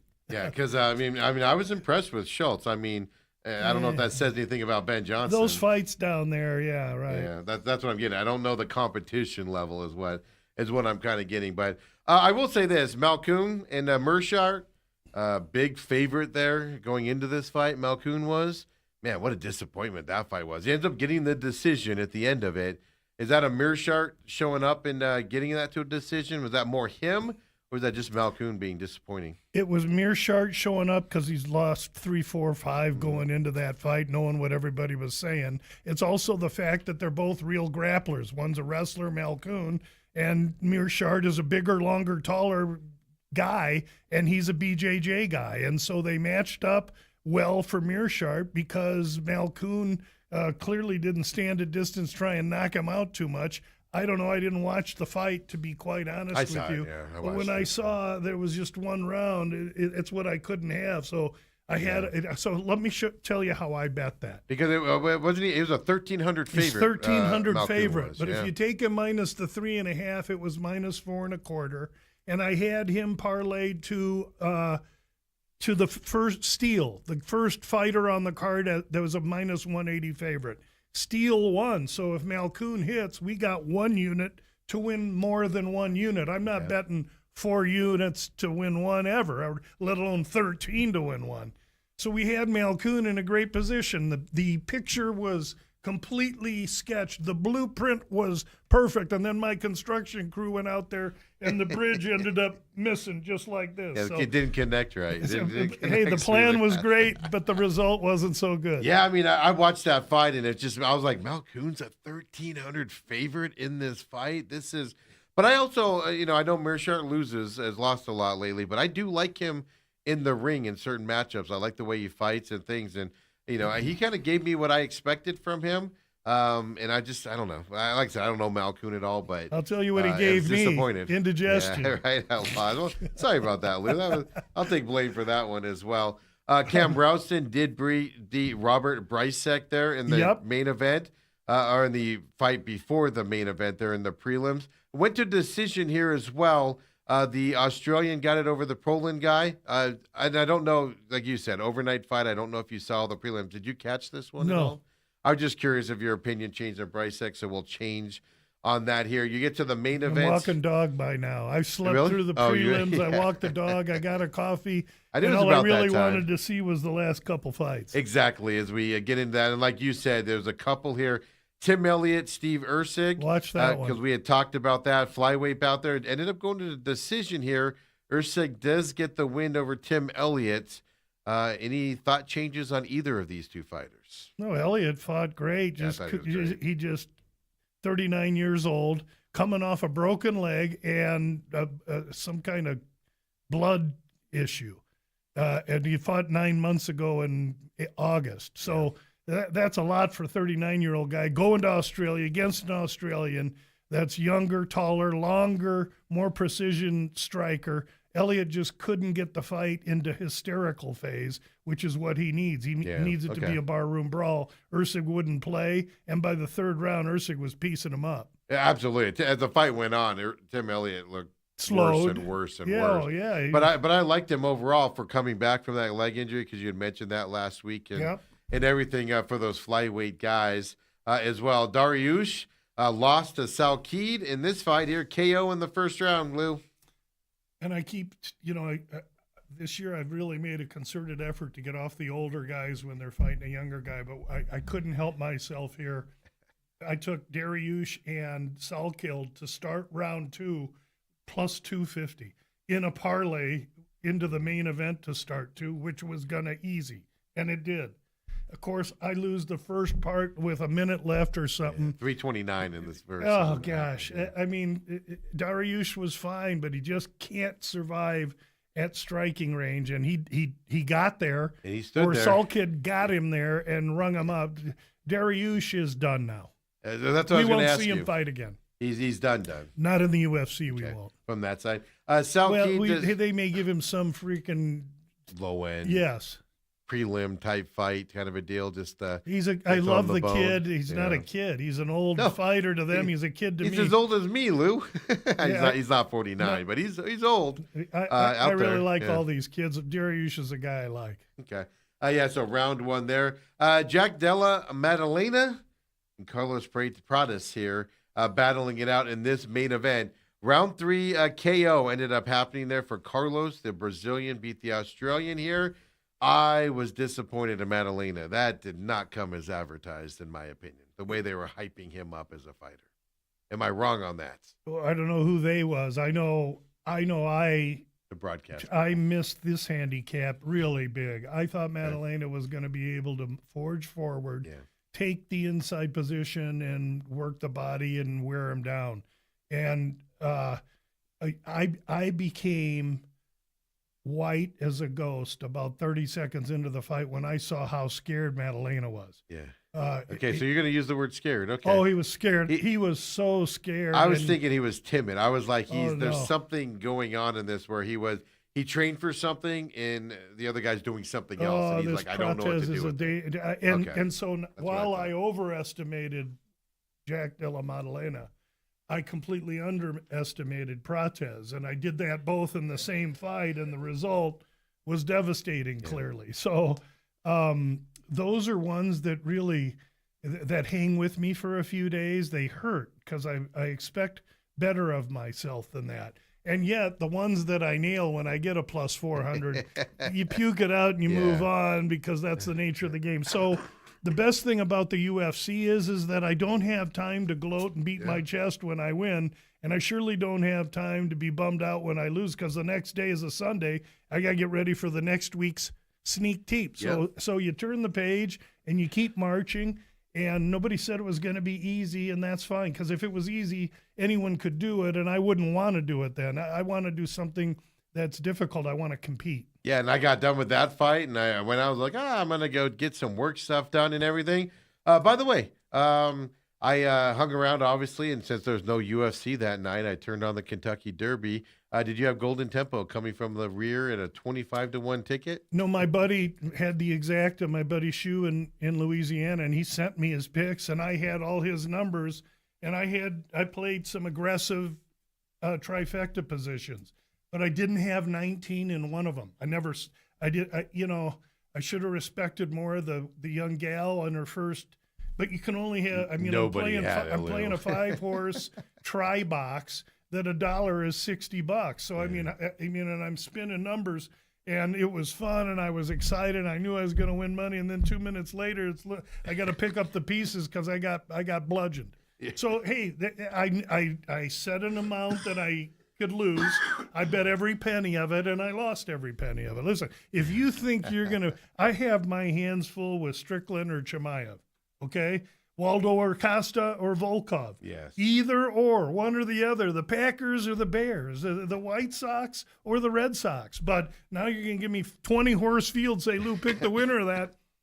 I'm not your guy. And anyone that says they are, that wins at horses – they're lying because they can't. No one can, not to mention the pari-mutuel 20% hold that they tax you for. So the horse racing, if you have expendable money and you want to try like I did to win, several thousand, betting a couple hundred, then have at it. But if you think you're going to win, I tell you, I did see one exacta ticket hit with Golden Tempo winning. It was like $1 one, and I think it won like 11. It was 11,000, I think, dollars, or maybe 11 million for an exacta. For an exacta, or maybe it was 11 million. But somebody hit one of those types of deals with Golden Tempo on the front. What was the price of the exacta in the Kentucky Yeah. Derby this year? Sorry, but No, you're Siri's good. good. Yeah, good. But I saw somebody hit something. It was either an exacta or what's the other one? The one where you don't have to have the exact order of them. But I did see one of those tickets hit, and it was a $1 one, and it was a ton of money. Well, yeah, I mean, when you won, obviously, when you think Last the first. 23 to 1 over 5 to 1, you're getting paid. Yeah, and that was I thought it was an exciting race there, especially the it was backstretch great. was the amazing one It was from that great. side. So, but it was fun to watch. But anyway, I wanted to bring. If that you up take here, that 19 out, though, I'd have had a lot of winners because I Well, yeah, had all. yeah. Of course it is. You just take that 19 out, and Uncle Louis painted the race white. But they throw that 19 in there, and all of a sudden Uncle Louis turned I watched white. a lot of stuff leading up to that Kentucky Derby, Thursday, Friday, Saturday, Wednesday. And like everybody was just like dismissing Golden Tempo. They're like nobody was talking about it. Nobody was saying like he has a chance to even be in the top 3. Just kind of dismissing it, kind of a deal. Then he wins, and everybody's like, "Oh my gosh, so and so had that," and I'm like, "No, they didn't." Well, you liars. no. I mean, if it's on air, they do. It just made me laugh. All of a sudden, everybody's like, "Oh my gosh!" As my dad used to tell me, success has many fathers, but failure is an orphan. Exactly right. Well, it's like the what was that? The 100-point game there by Wilt Chamberlain. There was actually 1,000 people there, but if you talk to people, there was 2 a million million where saw it happen. So same type of a deal. But hey, UFC 328 this weekend, 6 p.m. main card here from the Prudential Center, Newark, New Jersey, coming up this weekend. Saturday night as well, Lou. This is going to be a fun event. Big ring, of course, in New Jersey. You talked about the judging here for those that get to decisions, something to pay attention to in this fight as well. Bunch of early prelim fights, obviously prelim fights as well before we get to the main event. Any of these prelim fights worth tuning into and should be exciting fights here? I think it's 4. Oh, I prelims. think from kickoff you want to watch this card. Carpenter and Ochoa are going to be great. Carpenter's a kid that fights here out of the MMA lab. Lost his last 2. He's a gifted savant of a wrestler that is learning fast and quick and hard. That strike evasion, bless you, evasion and being able to strike fluently are critical in the world of mixed martial arts. And he isn't there yet with his hands. He's got the best gym in the world, one of the best gyms in the world, teaching him how. But they get this wild, crazy maniac from Peru and Ochoa here. This is going to be maybe one of the best fights on the card because Ochoa can do both.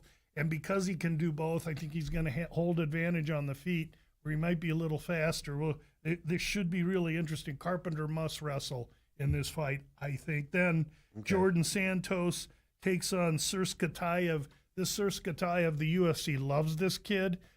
They're fast tracking him and projecting him. He wanted a name. They gave him this guy, and he's like, okay. And you know what? This guy is a dangerous MFER.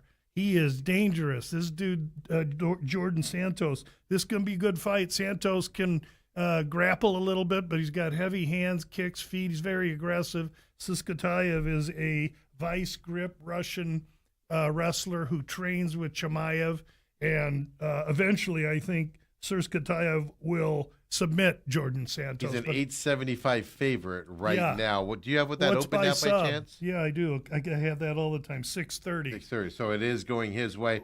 Over under here is 1.5 minus 166 to the over right now as well. Yeah, Jordan Santos will give him a fight. So just winding him down and What's then get him on the ground. Submission, please. Okay, perfect. For that one as well. Sabatini? No, what's Surskatayev I'm submission? sorry. I apologize. I misheard you there. Let me If pull you that don't up mind, for you. No, you're good. because this Surskatayev, all he's got to do is wear Jordan Santos out and suck the gas. Plus 450 via submission for Sushka. What's right KO? KO is plus 100. So they're thinking hands. I'm thinking sub. A Surskatayev sub, if you want to put a ham sandwich on that, I think you could have fun with that bet. Yeah. That's mismarked. Really? That's a mistake. Yeah. That's a bad number. Even decision's only plus 200. Well, it ain't going to no Yeah, decision. but So anyway, that's a good one. Then we go to Kopylov and Tulio. A lot of guys in my industry who I trust like Kopylov as a dog here. Tulio, I've never been overly impressed with, but this is Brazil, Russia, so you got to watch that, and it's standing, so they'll slug. Then you got the geriatrics: Jim Miller, 42, Jared Gordon, 36. Jared Gordon, 6 years younger. He never gets that. He is a really cool dude. He was on the streets, destitute, a drug addict 20 years ago. He's changed his life. He's in the UFC. They're giving him a kind of a classic fight with Jim Miller. Jim Miller won't have anything for Jared Gordon. Jared Gordon can wrestle better. He's got better hands. He's faster. He's younger. I'm tickled for Gordon to get this fight because they finally give him somebody that's not an assassin. The problem is you're going to get assassinated because Gordon you got to pay $330 for or something. yeah, right now it's a big number. 310 right now for him. Yeah. And that over-under's 2.5 minus 200 to the over. So they're saying decision. Jim Miller's going to pull that to a decision. What's Jim? No. What's Jared Gordon decision? If you don't mind looking let me that look one that up. for you real quick. No worries. I Because gotcha. because as Steve noted, that's a high number. So the chances are that fight goes to decision. If it goes to decision, we can take our boy Gordon and pay minus 200. Well, you want to know who decision? Yeah, Gordon decision. Minus 115 Oh, that's a good price right there. because it's minus 310 otherwise. Yeah, so the see same what you're doing concept. now. If Gordon knocks him out, which I think is plausible but not reasonable. I think these are two guys that are going to, at the end hug and kiss. They've been in the UFC for 2 decades each, haven't seen each other because this is their first fight. But I really do think this is a good setup for Jared Gordon, and I'm tickled because I really like the human. Really quick, I just want to ask you, I don't know if you skipped it, for Pat Sabatini, William Gomez, featherweight fight as well in the early prelims? Yeah, I skipped that. Okay. I just wanted to make sure. Not on purpose. Okay. I skipped it on mistake. Okay. Gomez is a long, tall string bean of a guy. He's a striker from France. I'm not a big French anything fan, let alone French fighters. But he's a pitter-patter guy that wants distance, and he's going to outpoint you. No real power, and he's going against a guy from Philly. So Philly, and these fights are in Jersey, so Sabatini's going to have a huge amount of crowd favorite there. down the road. And he is an American grappler wrestler. However, he's got a balsa wood beak. So the intrigue now in this fight is set. The problem is I don't think Gomez can flush him and hurt him. And Sabatini's going to get in on him and just wrestle this kid up, I think. And Sabatini's a minus 205 right now. Yeah, on DraftKings. I think and this one's another one that probably goes to decision. Really? 2.5 is what? Minus 166 to the over. Yeah, I mean Sabatini sub or Sabatini decision, I think, is where I would lean here. And I don't play those specifics. If I like a guy to beat another guy, I'm going to go via KO, sub, or DQ, and that's basically inside the distance. You can play those on the DraftKings. I don't like to get too specific and chase all these huge numbers. Yeah. I'd rather try and cash a ticket, and inside the distance if you think one guy is going to beat the other guy. So I won't do that with Sabatini. If I used him, I'd use him in parlays just to win, but it's not a fight I'll probably be looking at. Minus 205, like I said, right now. For Sabatini. And I show that as an early, I know sometimes they change stuff, but I show that as an early prelim fight as well. But going back to the regular prelims, Grant Dawson against Rabicki here from Poland, United States-Poland matchup, lightweight fight. Yeah, Dawson is a vice grip American wrestler, unrelenting forward pressure, very aggressive, decent hands, no chin. And he's been KO'd. You got the other side. You got Rebecca's short little Polish bowling ball.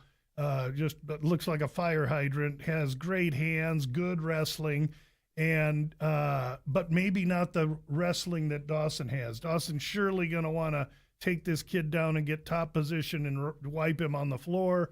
And I think Rebecca's going to try and touch him and keep it standing. Should be a pretty good fight here. Again, Dawson minus 160, Rebecca plus 140. Am I close there? 166 for Dawson. Yeah. Really close, yeah. Yeah, so and 2.5 over minus 154. Oh, and it opened minus 250. So that number's come down real heavy. Yeah, almost 100 points. Yeah, Yeah. that's interesting. That's interesting. Yeah, considering you said Dawson, Rebecca wants to touch Dawson. Yeah, well, it means so. Dawson sub or Rebecca KO is what it means. Do I believe it? I'm not sure. I'm just trying to find a side, and I can't, so I pass.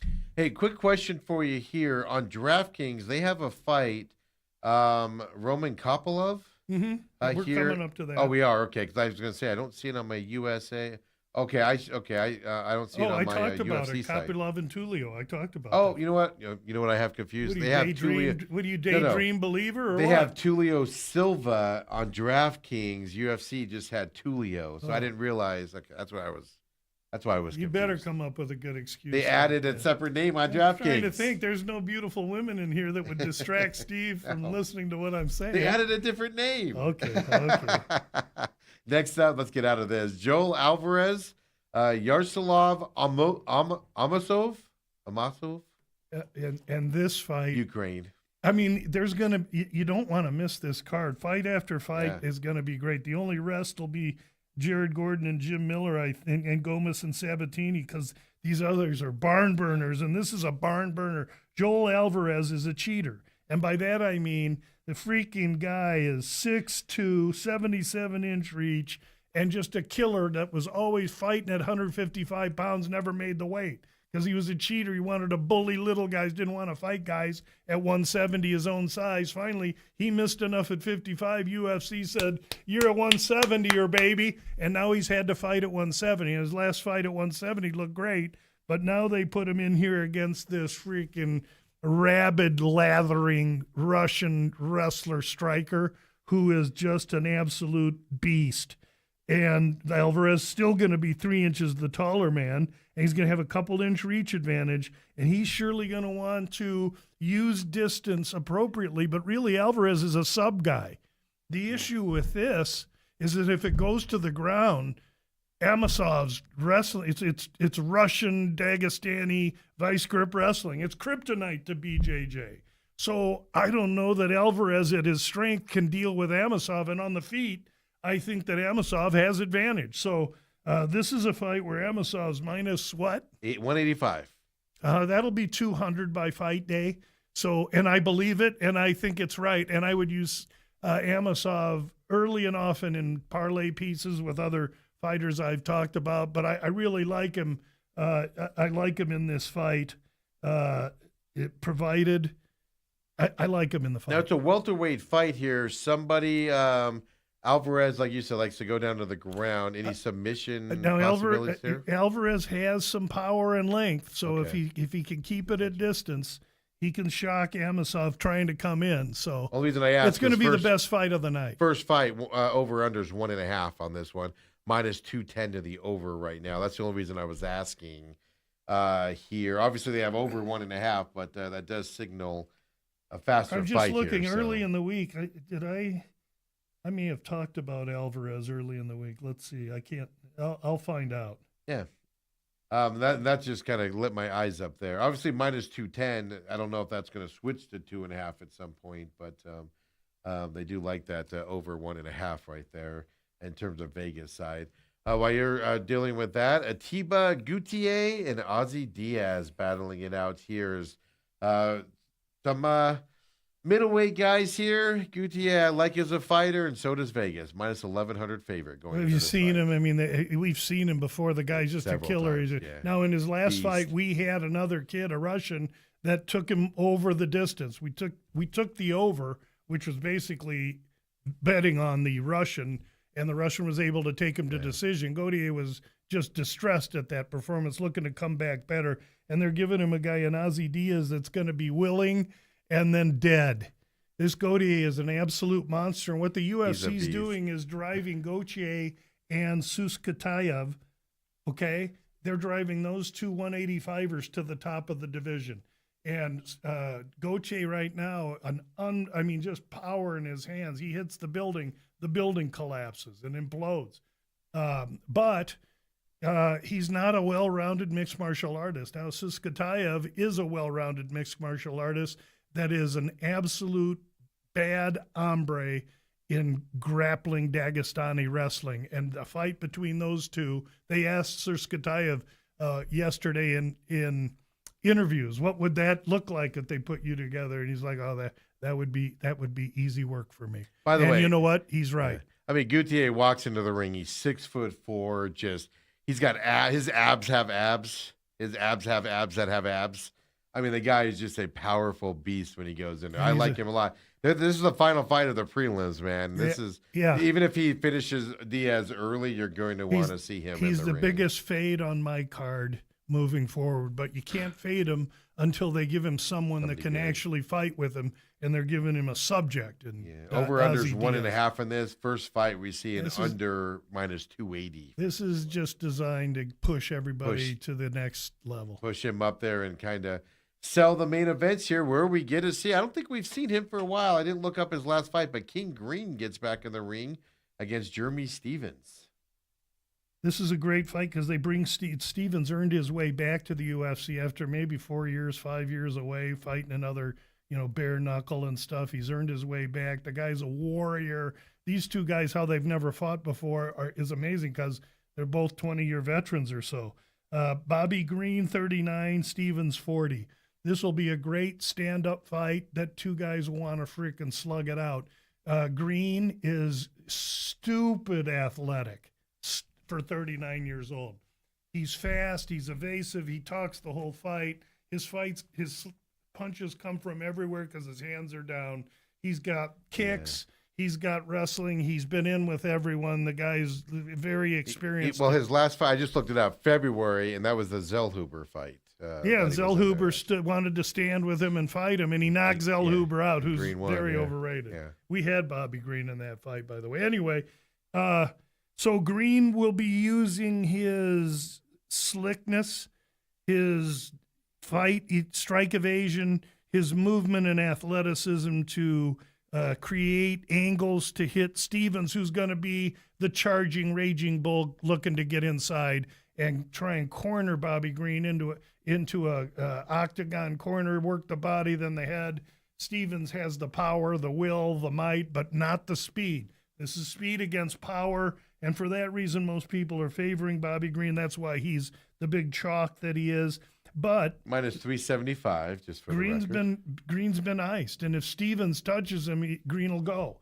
If Stevens touches anyone in the division at 155, they'll go. He still has that power. So this is going to be a good fight to watch to see if the artist can keep it simple and take Stevens out late or win a one-sided decision, or if Stevens can catch up to him. Yeah, plus 295, for Stevens. Here's over under 2.5, minus 160 to the over in this fight as well. Yeah, they lean over, but I could see if Bobby Green, if Stevens just comes in, I could see an accumulation where Bobby Green could finish him late. We saw that last week. I didn't bring it up, but I mean last week what was the fight last week where the leg kicks just did that fighter in? It was one of the later fights there. That's what it was. That's right. That was the main event there, and it was just take him down casually as the fight goes on to where they can't perform anymore. Benson Henderson at the MMA Lab is really the one that brought that into modern mixed martial arts. Yeah, just pound him down. So it's not a quick fight, but you can see it happening as it goes on. Sean Brady goes up against Joaquin Buckley here in this fight as well. I like both of these fighters a lot. Brady is the favorite going into this. 175 is the favorite going into this fight. Welterweight bout, excuse me.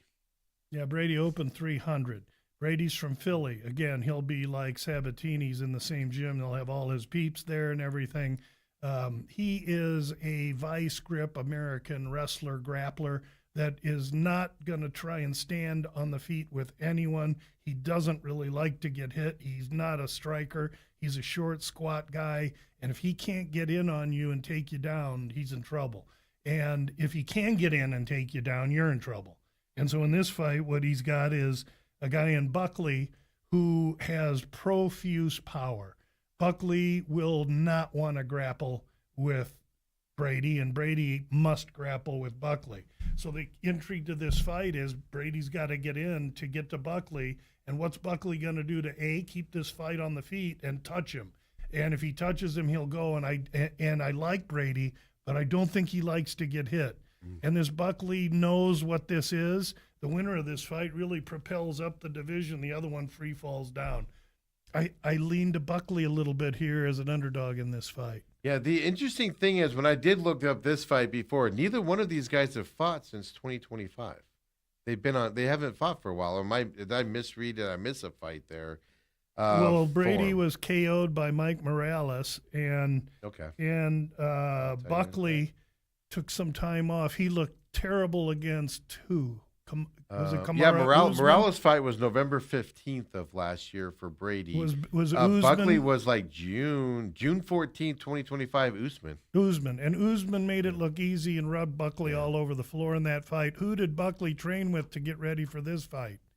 Usman. That's right. I'm going to assume. That's right.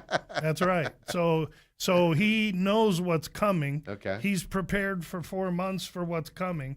Brady's prepared for him. Let's see who's prepared. Yeah, let's light it up. Welterweight fight here.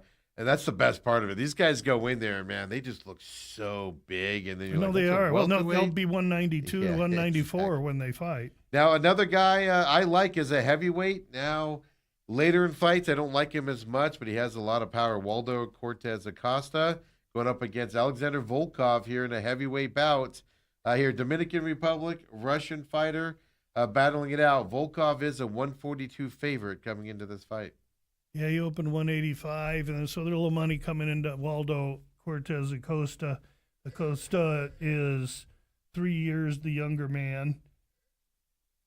I love that sound. I'm so sorry. All right, we'll figure it out. Acosta's the younger man. He's on a ride. The UFC likes him because he's new blood in the UFC, and they're trying to get him past Volkov to put him in against, the Gan Pereira winner or who knows? Yeah. Volkov wants to get in the way of that, though. Volkov is now 37, but that's okay in the heavyweight division. But he's got great skills. Black belt BJJ, can grapple, long, tall. He'll have reach advantage. He'll have height advantage. He just will be a couple years the older man. I think Volkov is dangerous here. I like him he's what, 180? Minus 142 right now. Yeah, he opened 85. So there's money coming in on Acosta. I'm going to be real quiet and wait till tomorrow and hope money keeps coming in on Acosta, because the closer I can get Volkov to a pick, the more I might like it. You like that side of it. Over under 2.5, minus 230 to the over here with these heavyweight guys, because they're just going to stand in the middle or maybe lean against the fence a little bit as it goes longer. Yeah, it makes me like Volkov more because of the experience. Okay, perfect. From that perspective, I like both of these guys, but Acosta, just to me, he just throws some punches, man. Well, I get enamored by these heavyweight guys and just how they just throw their punches. Well, it's better than when in the second round when they can't and they're tired and they lean on they're just leaning out. They're leaning against the wall, just hugging each other, trying to throw something. Yeah, then we got the fight I'm really looking forward to. Joshua Van. We get to see him again here against I always say his name wrong. Taira, thank you. Tetsuro Taira. From Japan. Myanmar and Japan battling it out. Yeah, an Asian battle for a championship belt in the UFC. Both kids are proud. They should be. Van, the champ, over an odd freak occurrence to champion Pantoja when he fought him. Kid's a really gifted striker, calculating, fast. He's young as he can be, 24 years old now. Great hands, great striking, but low on experience and wrestling, grappling. Taira, longer, taller, Japanese. The UFC's dying for Japanese infusion so they can start going over there, holding events and maxing out on their manifest destiny. And so the key here is, can Van keep it up? Because if he can, and if he strikes with Tyra, this will be a good, close fight. But if Tyra gets him down, it's the beginning of the end, and I believe Tyra gets him down. There's a reason they pushed Tyra into this fight so quick while Pantoja is still healing. They want a Japanese champ, and I think they're going to get one. And I think I'm going to bet one. In fact, I've got that on my it isn't posted, I'm sorry, but Tyra's posted on my digital as minus 160 at the time. He might be minus 180 now. For this fight, Tyra minus 162. Yeah, great price. Yeah. I like Tyra in the Sorry, fight. I was thinking about the future championship thing when you were talking there. That they're setting him up for that. I was thinking about those possibilities. Yeah, those toward the end of the year. Those possibilities would be Pantoja favored more than likely. Yeah, and he should be, but I might lean to Tyra. So that time you did catch me napping for a second, but that's because I was dreaming of the championship you're fight allowed. coming up. But Joshua Van there, like you said, 162 to Tyra now, over, under. Now, this is a 5-round fight, being a title fight here. Mm-hmm. Over 3.5, minus 125. Under 3.5 is minus 105 in this. Flyweight fight here. Under 3.5 being a negative number. That tells you they think some things can happen early in this fight.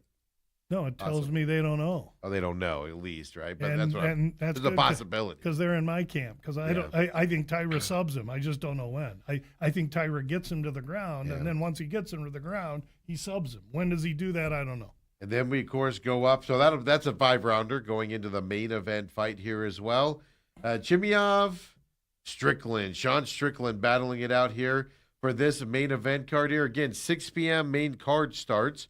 1 p.m. for the early prelims, right? 3 p.m. for the other prelims. I'm sorry, 2 p.m. for the early prelims. 4 p.m. for the prelims, and then 6 p.m. If you weren't confused before, you sure are now. I know. I'm losing my mind here. I'm excited to talk about this. Strickland here, getting into the ring here. By the way, not a big underdog here. Plus 425 for Strickland coming into this fight. Yeah, I believe that's a total insult to Strickland, to be quite honest with you.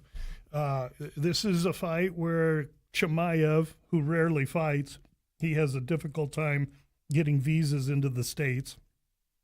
He's here. He's a monster. He completely overwhelms people early with his wrestling, and that's why he's the favorite that he is. He hasn't fought in a year. He's fighting Strickland. Another guy hasn't fought in a year. Strickland simply has no fear, believes that Chimaev is a bully and is going to go out there with every intention to bully the bully. And so Chimaev doesn't care who he faces. As soon as the bell rings, he's taking him down, and I expect he'll take Strickland down. The issue is that once Chimaev gets a guy down, he never lets him up. And when Strickland gets up, the first time, the second time, the third time, I think that's going to really affect this fight. Because I do believe that Strickland's grappling is better than he's shown or anyone knows. And I think he's closer to on par with Chimaev than they think. Does Strickland want to hold this fight on the ground against Chimaev? No. But he has the skills to get it back up. And if he can weather a couple of rounds, I think, and take some of the steam out of Chimaev, I think this is a really good opportunity for Strickland. Strickland as a dog.